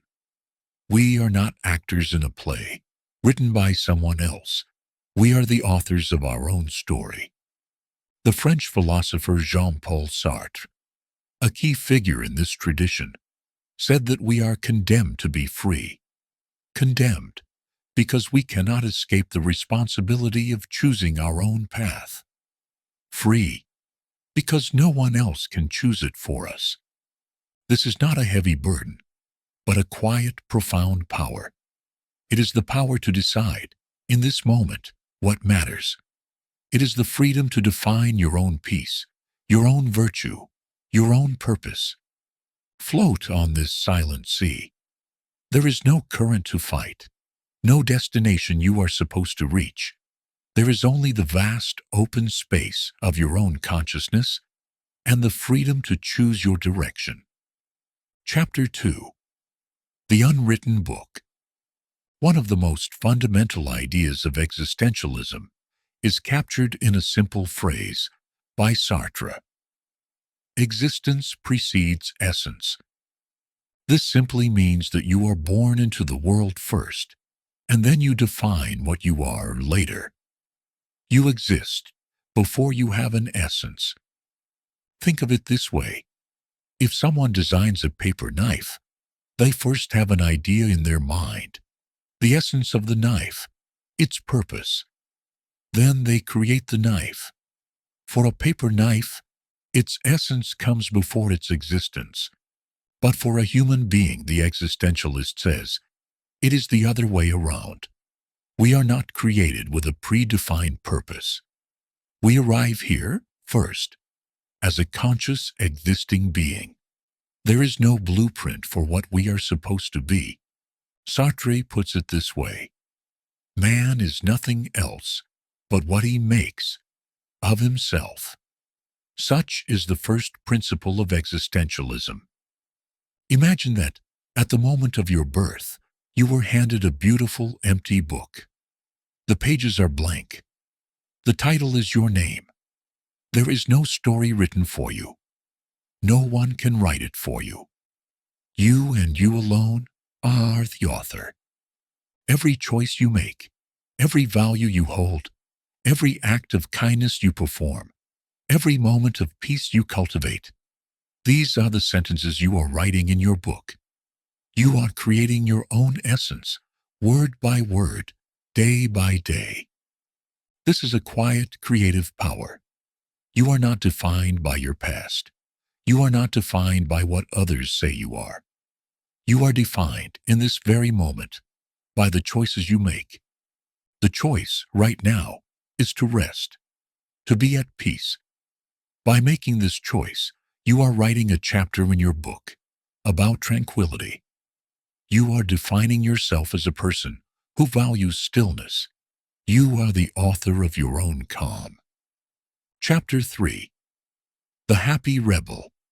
If the universe is silent, and we must create our own meaning, does that not make our struggle absurd? We long for purpose, but the cosmos offers none. The philosopher Albert Camus looked this absurd reality directly in the face. He saw the tension between our human desire for meaning and the universe's silent indifference. But he did not find despair there. He found a strange and beautiful form of rebellion. He tells the ancient Greek myth of Sisyphus. Sisyphus was a king condemned by the gods for eternity to push a massive boulder up a hill, only to watch it roll back down every time he neared the top. This is the ultimate image of a meaningless, repetitive struggle. We can see our own lives in this story. We work, we strive, we repeat our daily tasks, only for it all to end. What is the point? Camus invites us to look closer at Sisyphus. He notes that as Sisyphus walks back down the hill to retrieve his boulder, he's conscious. He is aware of his fate. In that moment of awareness, he's greater than the rock. He's master of his own suffering. He can choose his attitude towards his task. He can push the rock with bitterness and despair, or he can push it with a quiet scorn for the gods who condemned him. He can find his purpose not in reaching the top, but in the struggle itself, in the strength of his own muscles, the beauty of the landscape, the clarity of his own rebellious mind. Camus ends his essay with a stunning conclusion. The struggle itself toward the heights is enough to fill a man's heart. One must imagine Sisyphus happy. This is the happiness of the absurd hero. It is the peace you find when you stop demanding that life give you a meaning, and instead, you choose to create meaning in whatever life gives you. You find your purpose not in some grand future goal, but in the dignity of your own present moment, in the simple, repeated act of breathing, in the quiet rebellion of choosing peace in a chaotic world. You are Sisyphus. This moment of rest is your moment of conscious rebellion against the noise of the day, and in this stillness, you can find your happiness. Chapter 4. The Quiet Weight of Choice. To be truly free is a profound and sometimes staggering thought. Every path is open. Every moment is a crossroad. This, the existentialists teach, gives a quiet weight to our lives. Every choice, no matter how small, matters, because in making it, we are not only shaping our day, we are shaping our very selves.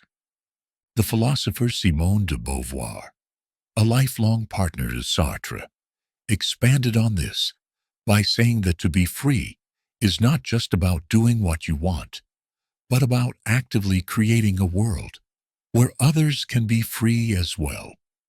Our choices ripple outwards. But for now, let us focus on the inner world. Think of yourself as the captain of a silent ship on this vast ocean. You are at the helm. You can steer in any direction. This responsibility is not a frantic, stressful burden. It is a quiet, steady dignity. It means that your actions are significant. They are not meaningless gestures in a void.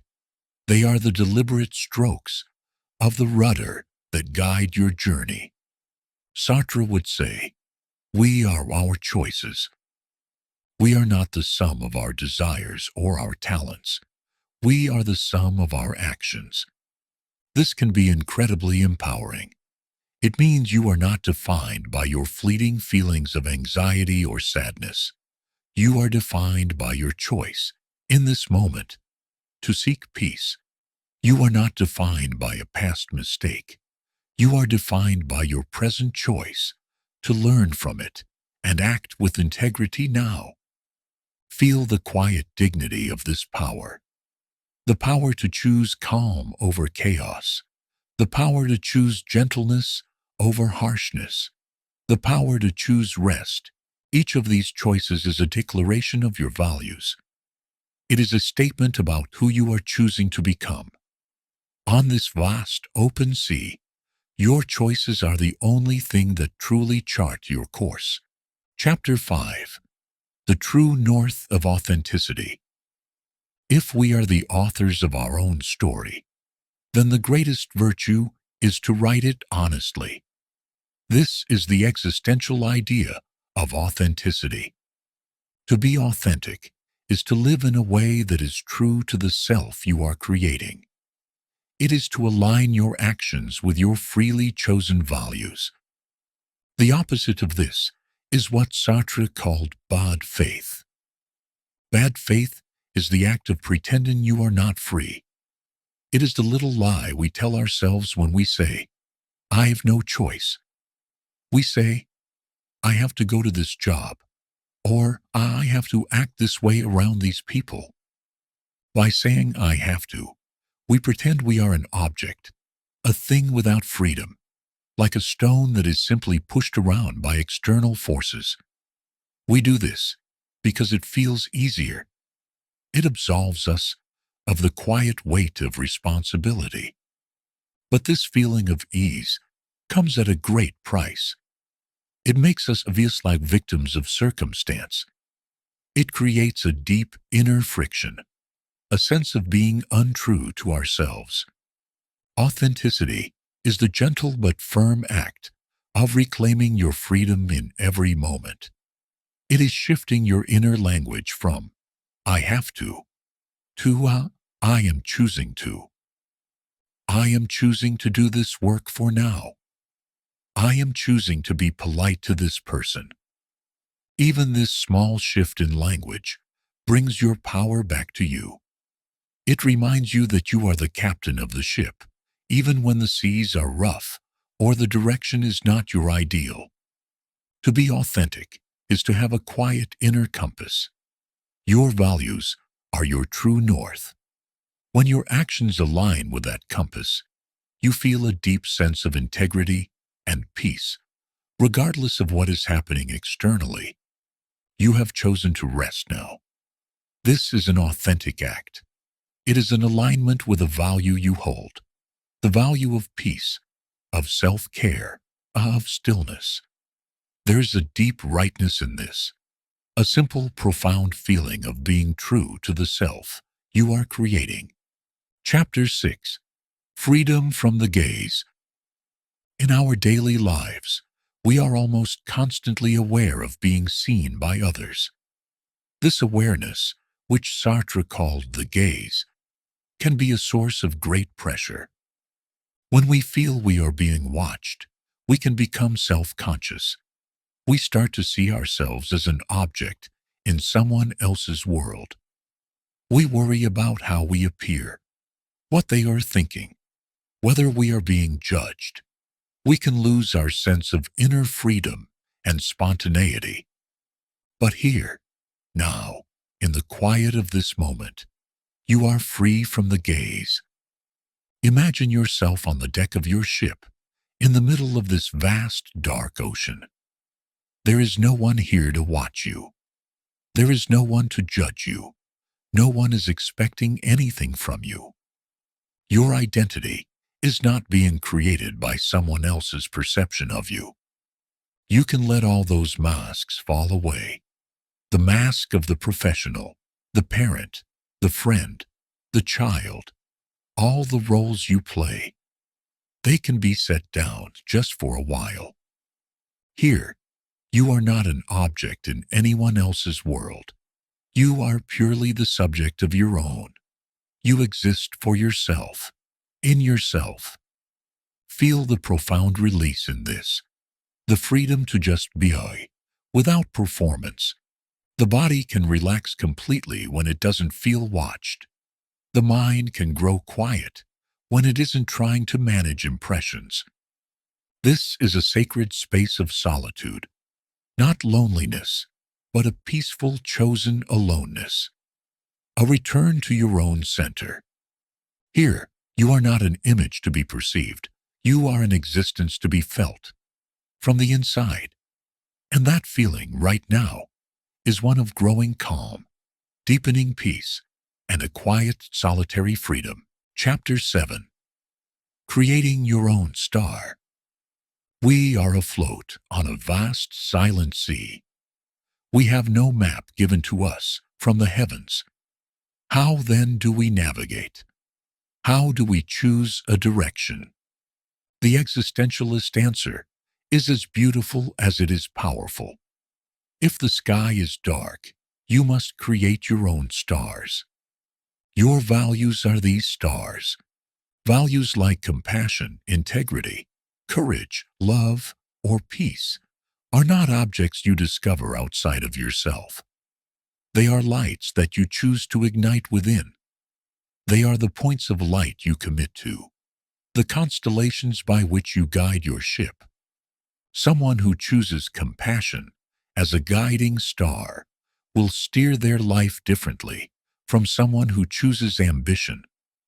Someone who navigates by the light of peace will make different daily choices from someone who navigates by excitement. There is no cosmic judgment on which stars you should choose. The only imperative is that you choose them freely and that you navigate by their light honestly. This is what it means to live a meaningful life. Not to find a meaning, but to commit to the meaning you create. Think now of the values that guide you toward rest, peacefulness, stillness, trust, self-care. These are not just nice ideas. See them now as faint, glowing stars that you are consciously choosing to brighten in the sky of your mind. You are choosing to make peace your North Star for this journey into the night. You are not hoping to drift into a peaceful state. You are actively, freely, and powerfully navigating toward it, using the lights you yourself have created. Your journey is not random. It is purposeful, guided by the values you hold to be true. Chapter 8. The Depth of the Ocean. With this immense freedom to choose our own path and create our own values comes a feeling that the existentialists called anguish or dread. These words sound frightening, but they point to something profound. It is not the anxiety of being lost, but the awe-inspiring feeling of realizing just how much our choices matter. Imagine you are the captain of your ship, and you realize the ocean beneath you is miles deep. This feeling of depth is not necessarily fear. It is a profound recognition of the vastness of your reality. That is existential anguish.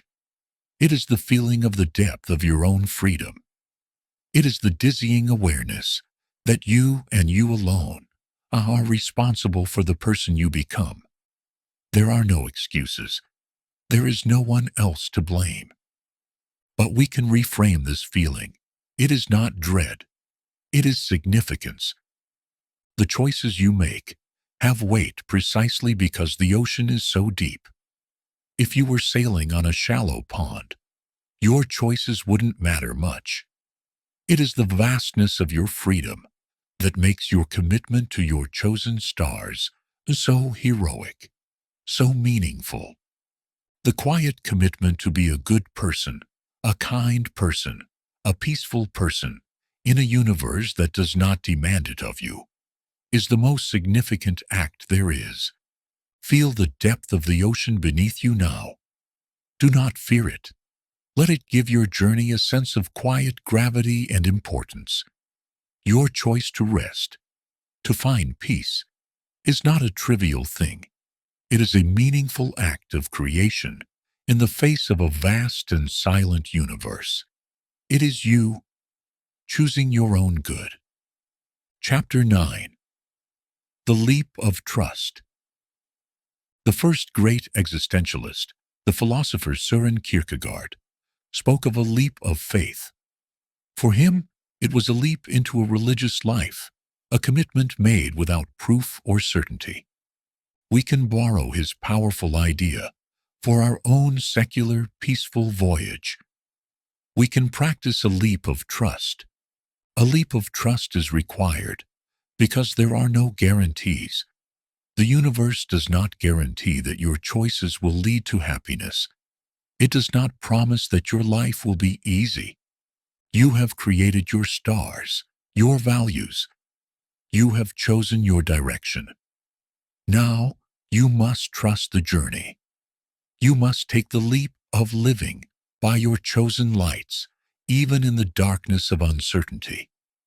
You must trust that a life guided by compassion will be a good life, even if it is sometimes difficult.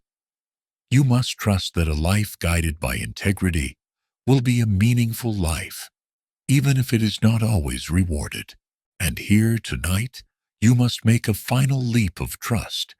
You must trust the process of rest. Your mind might want a guarantee. If I do this, will I fall asleep? The universe offers no such guarantee. So you must leap.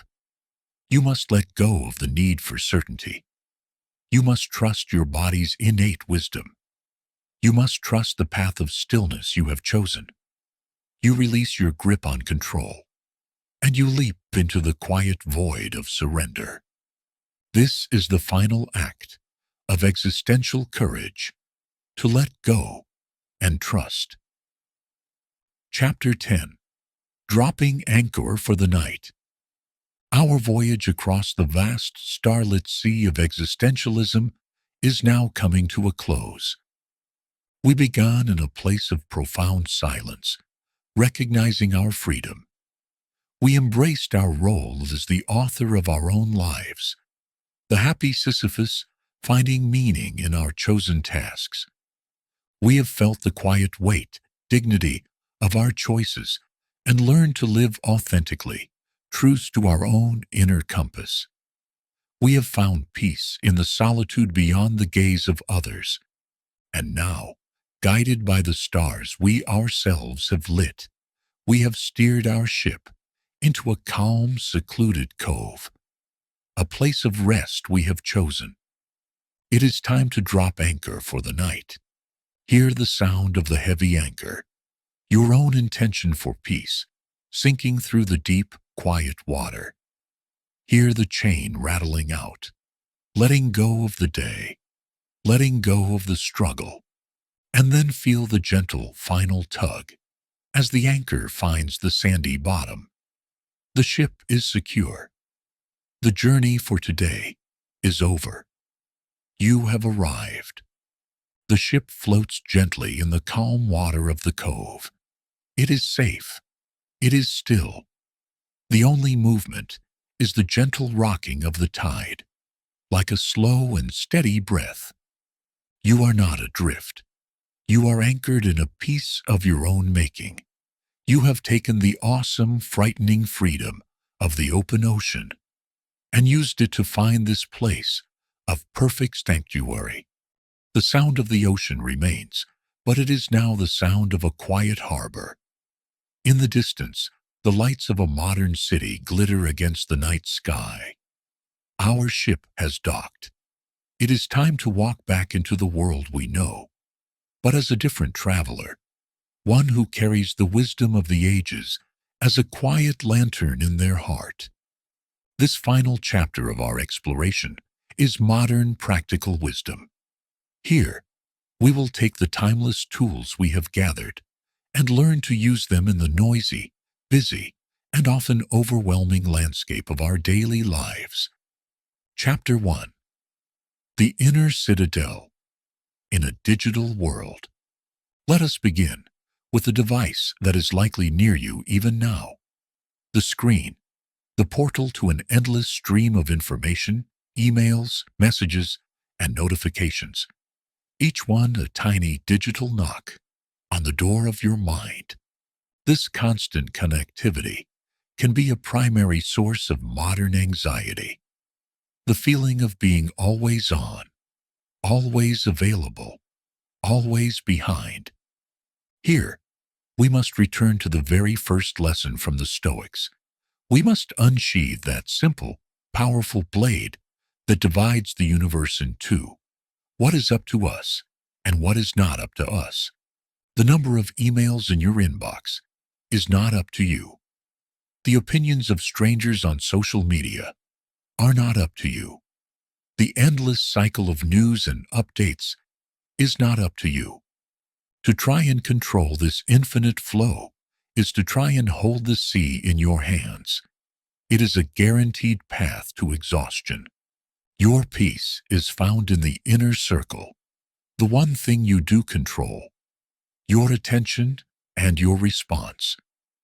The Stoic in the digital age practices conscious disengagement. They set deliberate times to check their messages, and then they are fully present for that task. When that time is over, they mentally log out. They understand that most things can wait.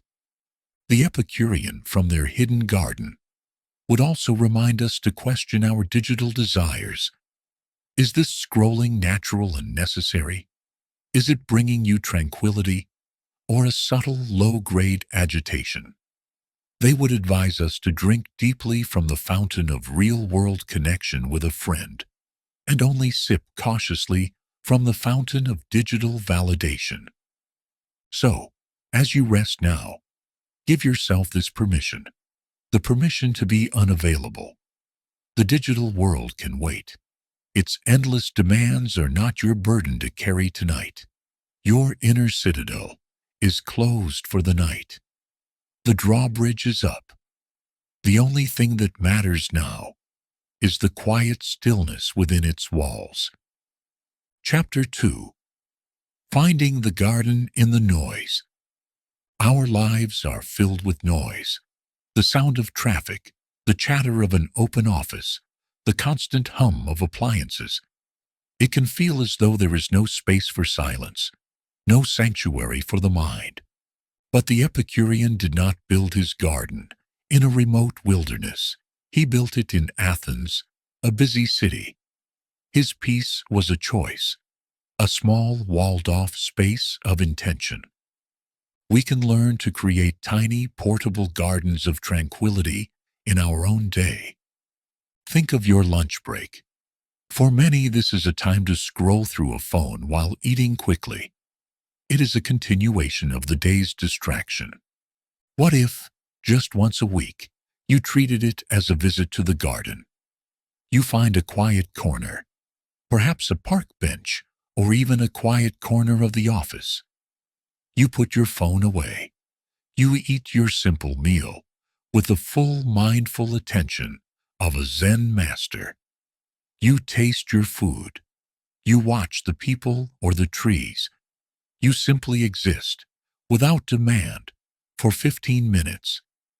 This is a microdose of Epicurean peace. A cup of coffee in the morning can be a frantic gulp of fuel, or it can be a 5-minute Zen meditation. Feel the warmth of the mug. Inhale the aroma. Taste it fully. Just for those 5 minutes. Do nothing else.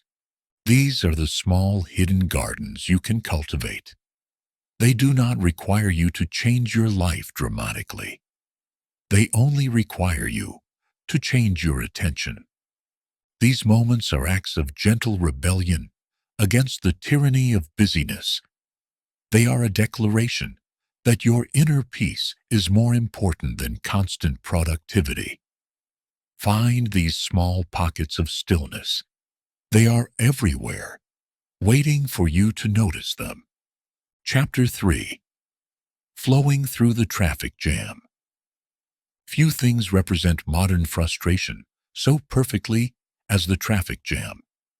A line of metal boxes, all wanting to be somewhere else, all stuck. It is a perfect recipe for anger, stress, and a feeling of powerlessness. Here, the Taoist sage, watching from the misty mountains, offers a gentle smile and reminds us of the wisdom of water. Your anger, your frustration, your clenched jaw. This is you, trying to push the river. You are fighting a reality you cannot change. The traffic will not move faster because of your anger. You are only disturbing your own peace. So what does the Taoist do? They practice Wu Wei. They stop fighting. This does not mean you become passive and give up. It means you accept the reality of the situation. I am in traffic. It is not moving. And then you find the most effortless way to exist within it. You see this moment not as a blockage, but as an unexpected pause, an opportunity. Perhaps it is an opportunity to listen to a piece of music you love and to really hear it. Perhaps it is a chance to simply notice your breath, a Zen practice and in the midst of the chaos. Perhaps it is a moment to look around and notice the sky, the faces of other drivers, the simple fact of being alive in this strange modern world. The Stoic, sitting in the car beside you, would agree. They would practice amor fati, a love of this fate. So, this is what is happening now. A traffic jam. How can I use this moment to practice virtue? How can I use it to practice patience? By changing your inner response, the external situation loses its power over you. The traffic jam ceases to be a source of suffering. It becomes a quiet, unexpected opportunity for practice. You are no longer stuck in traffic. You are simply sitting in your car, breathing, listening, and being at peace. You are flowing with what is. Chapter 4. Navigating the News.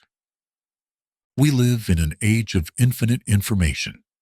The news of the world, with all its turmoil, tragedy, and conflict, is available at all times. It can feel overwhelming, creating a sense of helplessness and chronic, low-grade anxiety. How do we stay informed without losing our inner peace? Here, we must call upon the Stoic practice of the view from above.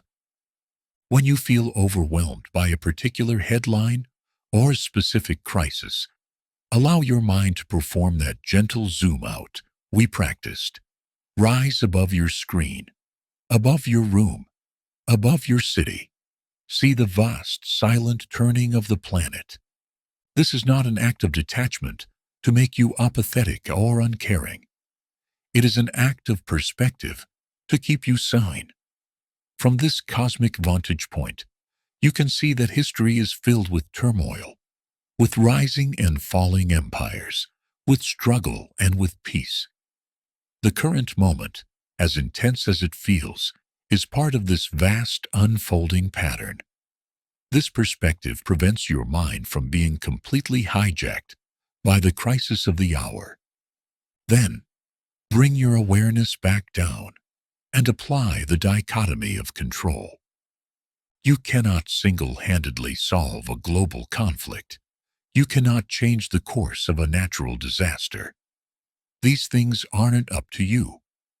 To fixate on them with a feeling of personal responsibility is to guarantee your own suffering. What is up to you? Your own actions, right here where you are. You can choose to be a source of peace in your own home. You can practice kindness with your neighbors. You can donate to a cause you believe in. You can choose not to spread outrage and anger online, but to cultivate understanding. Focus your energy on your own small, sacred garden, as the Epicurean would advise. Tend to what you can actually influence. In this, you will find not the anxiety of helplessness, but the quiet, dignified purpose of doing what you can, where you are, with what you have. Chapter 5. The Empty Boat in a Difficult Conversation. Think of a difficult person in your life. A colleague who is often critical. A family member who knows how to push your buttons. An interaction that you dread. In these moments, our peace can feel most fragile. We get defensive, angry, hurt. We take it personally.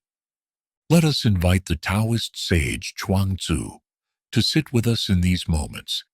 He would remind us of his parable of the empty boat. If you are crossing a river and an empty boat bumps into yours, you do not get angry. You simply push it aside. But if there is a man in the boat, you shout and rage. The man in the boat is the problem.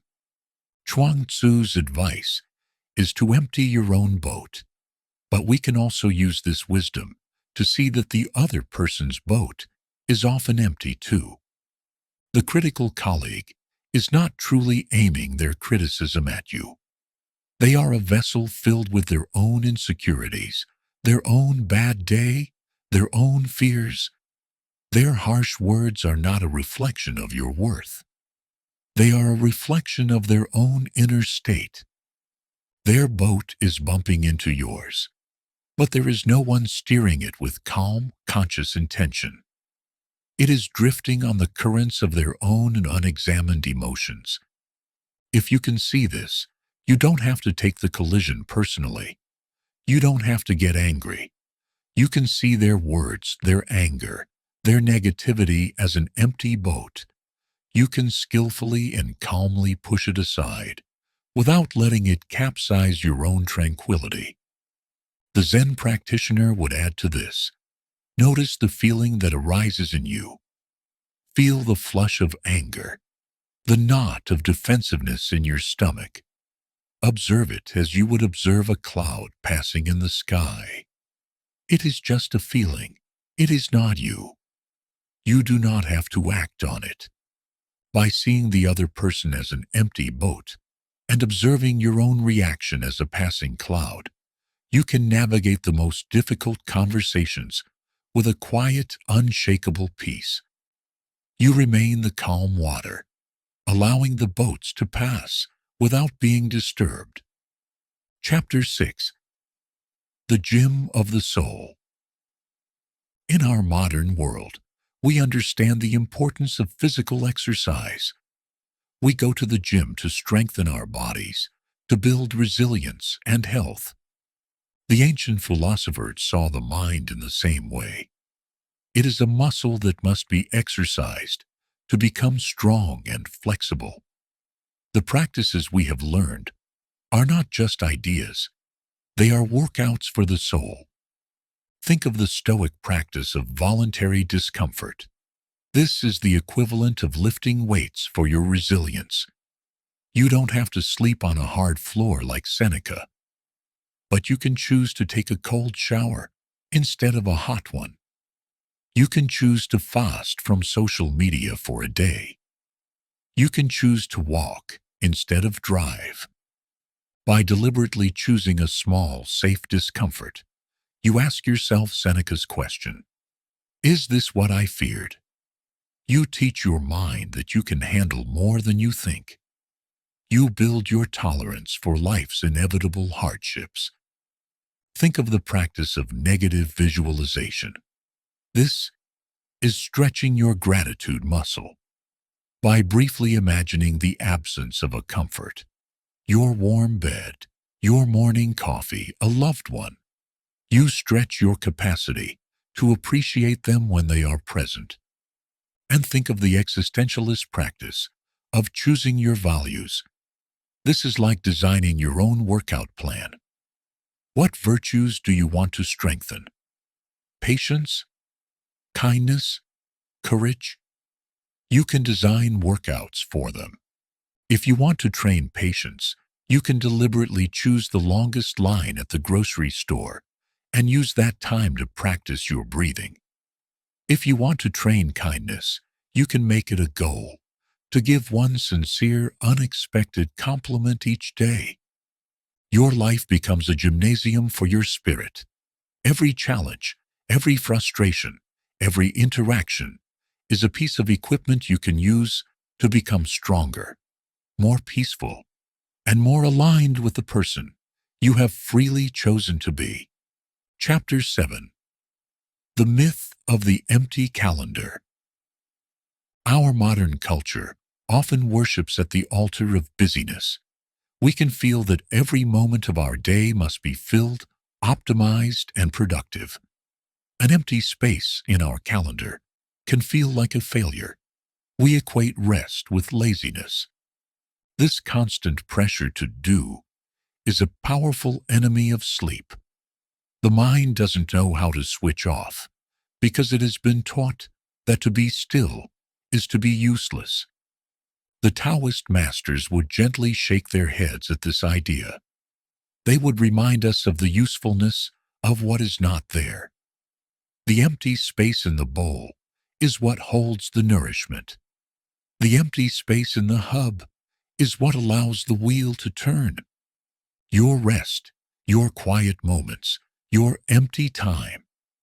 This is not wasted time. This is the crucial, useful emptiness that allows the rest of your life to function. It is the space where your mind heals, where your creativity is born, where your spirit recharges. A day filled to the brim with activity is like a bowl that is already full. It cannot receive anything new. The Zen masters would agree. They would remind us that the quality of our action matters more than the quantity.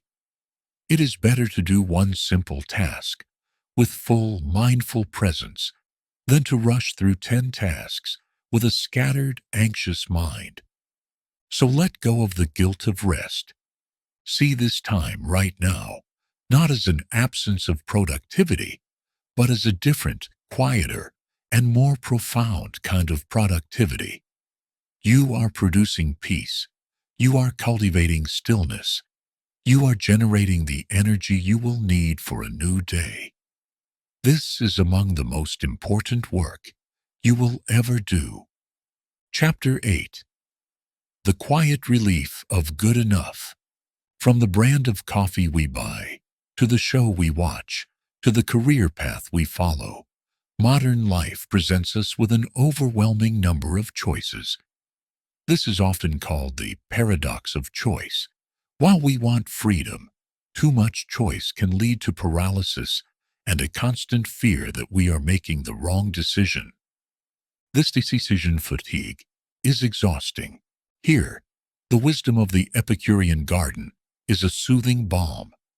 Remember the 3 fountains of desire. So many of our modern choices are in that third category, neither natural nor necessary. They are manufactured desires that promise happiness, but often deliver only more anxiety.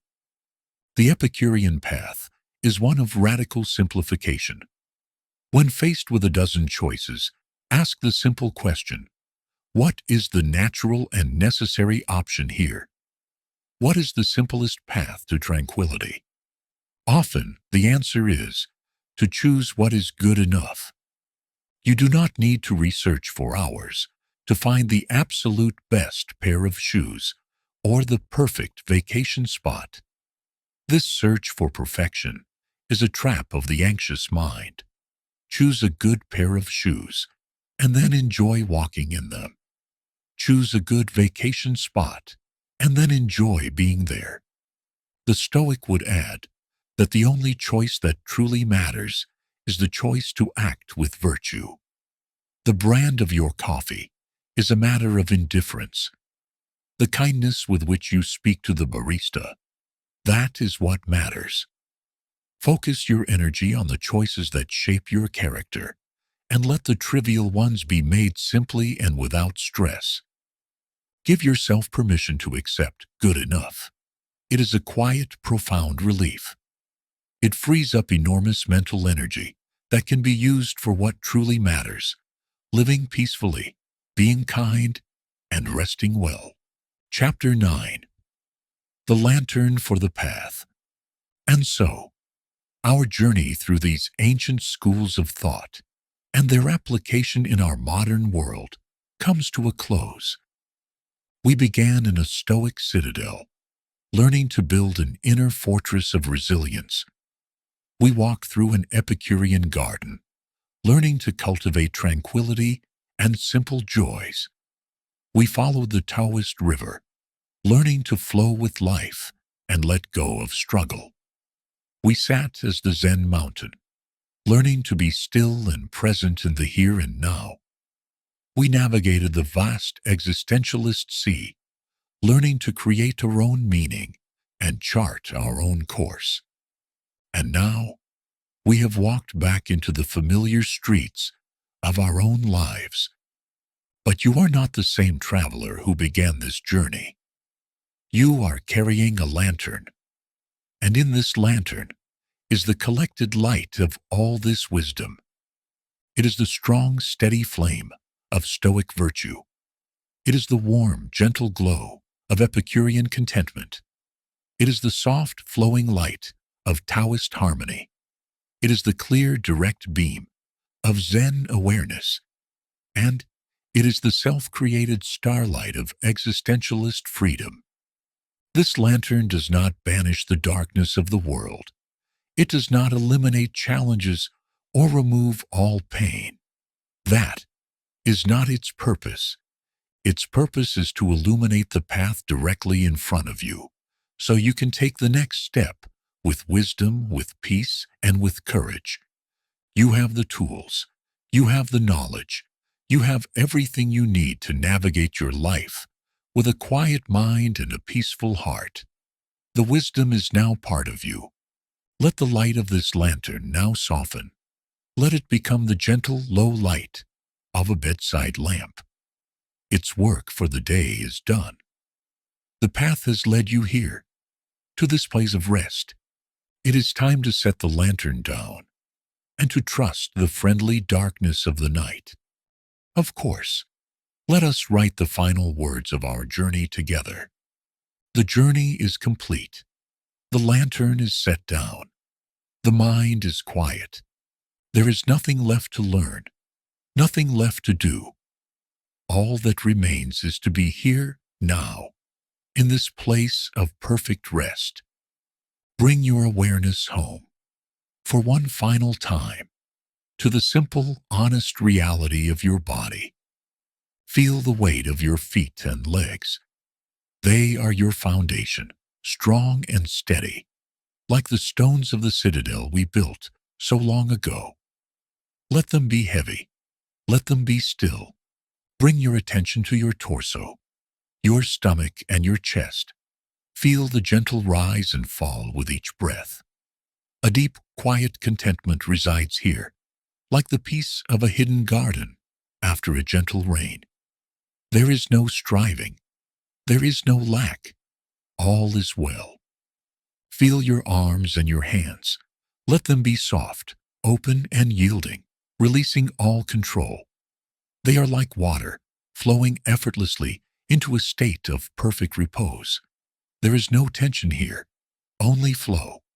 Bring your awareness to your head. It rests upon the pillow, still and silent. It is the mountain peak, present and aware, under a vast, quiet sky. It has witnessed the day, and now it witnesses the deep stillness of the night. Your entire being is now a quiet vessel floating on a calm, dark sea.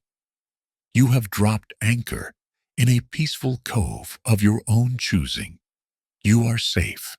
You are secure.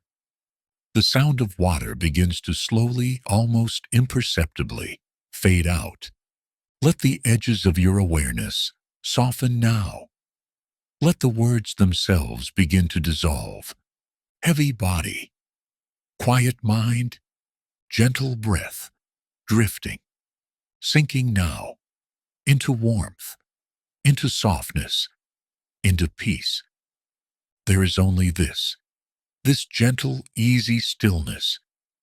You have arrived. Let go. Sleep now. Sleep.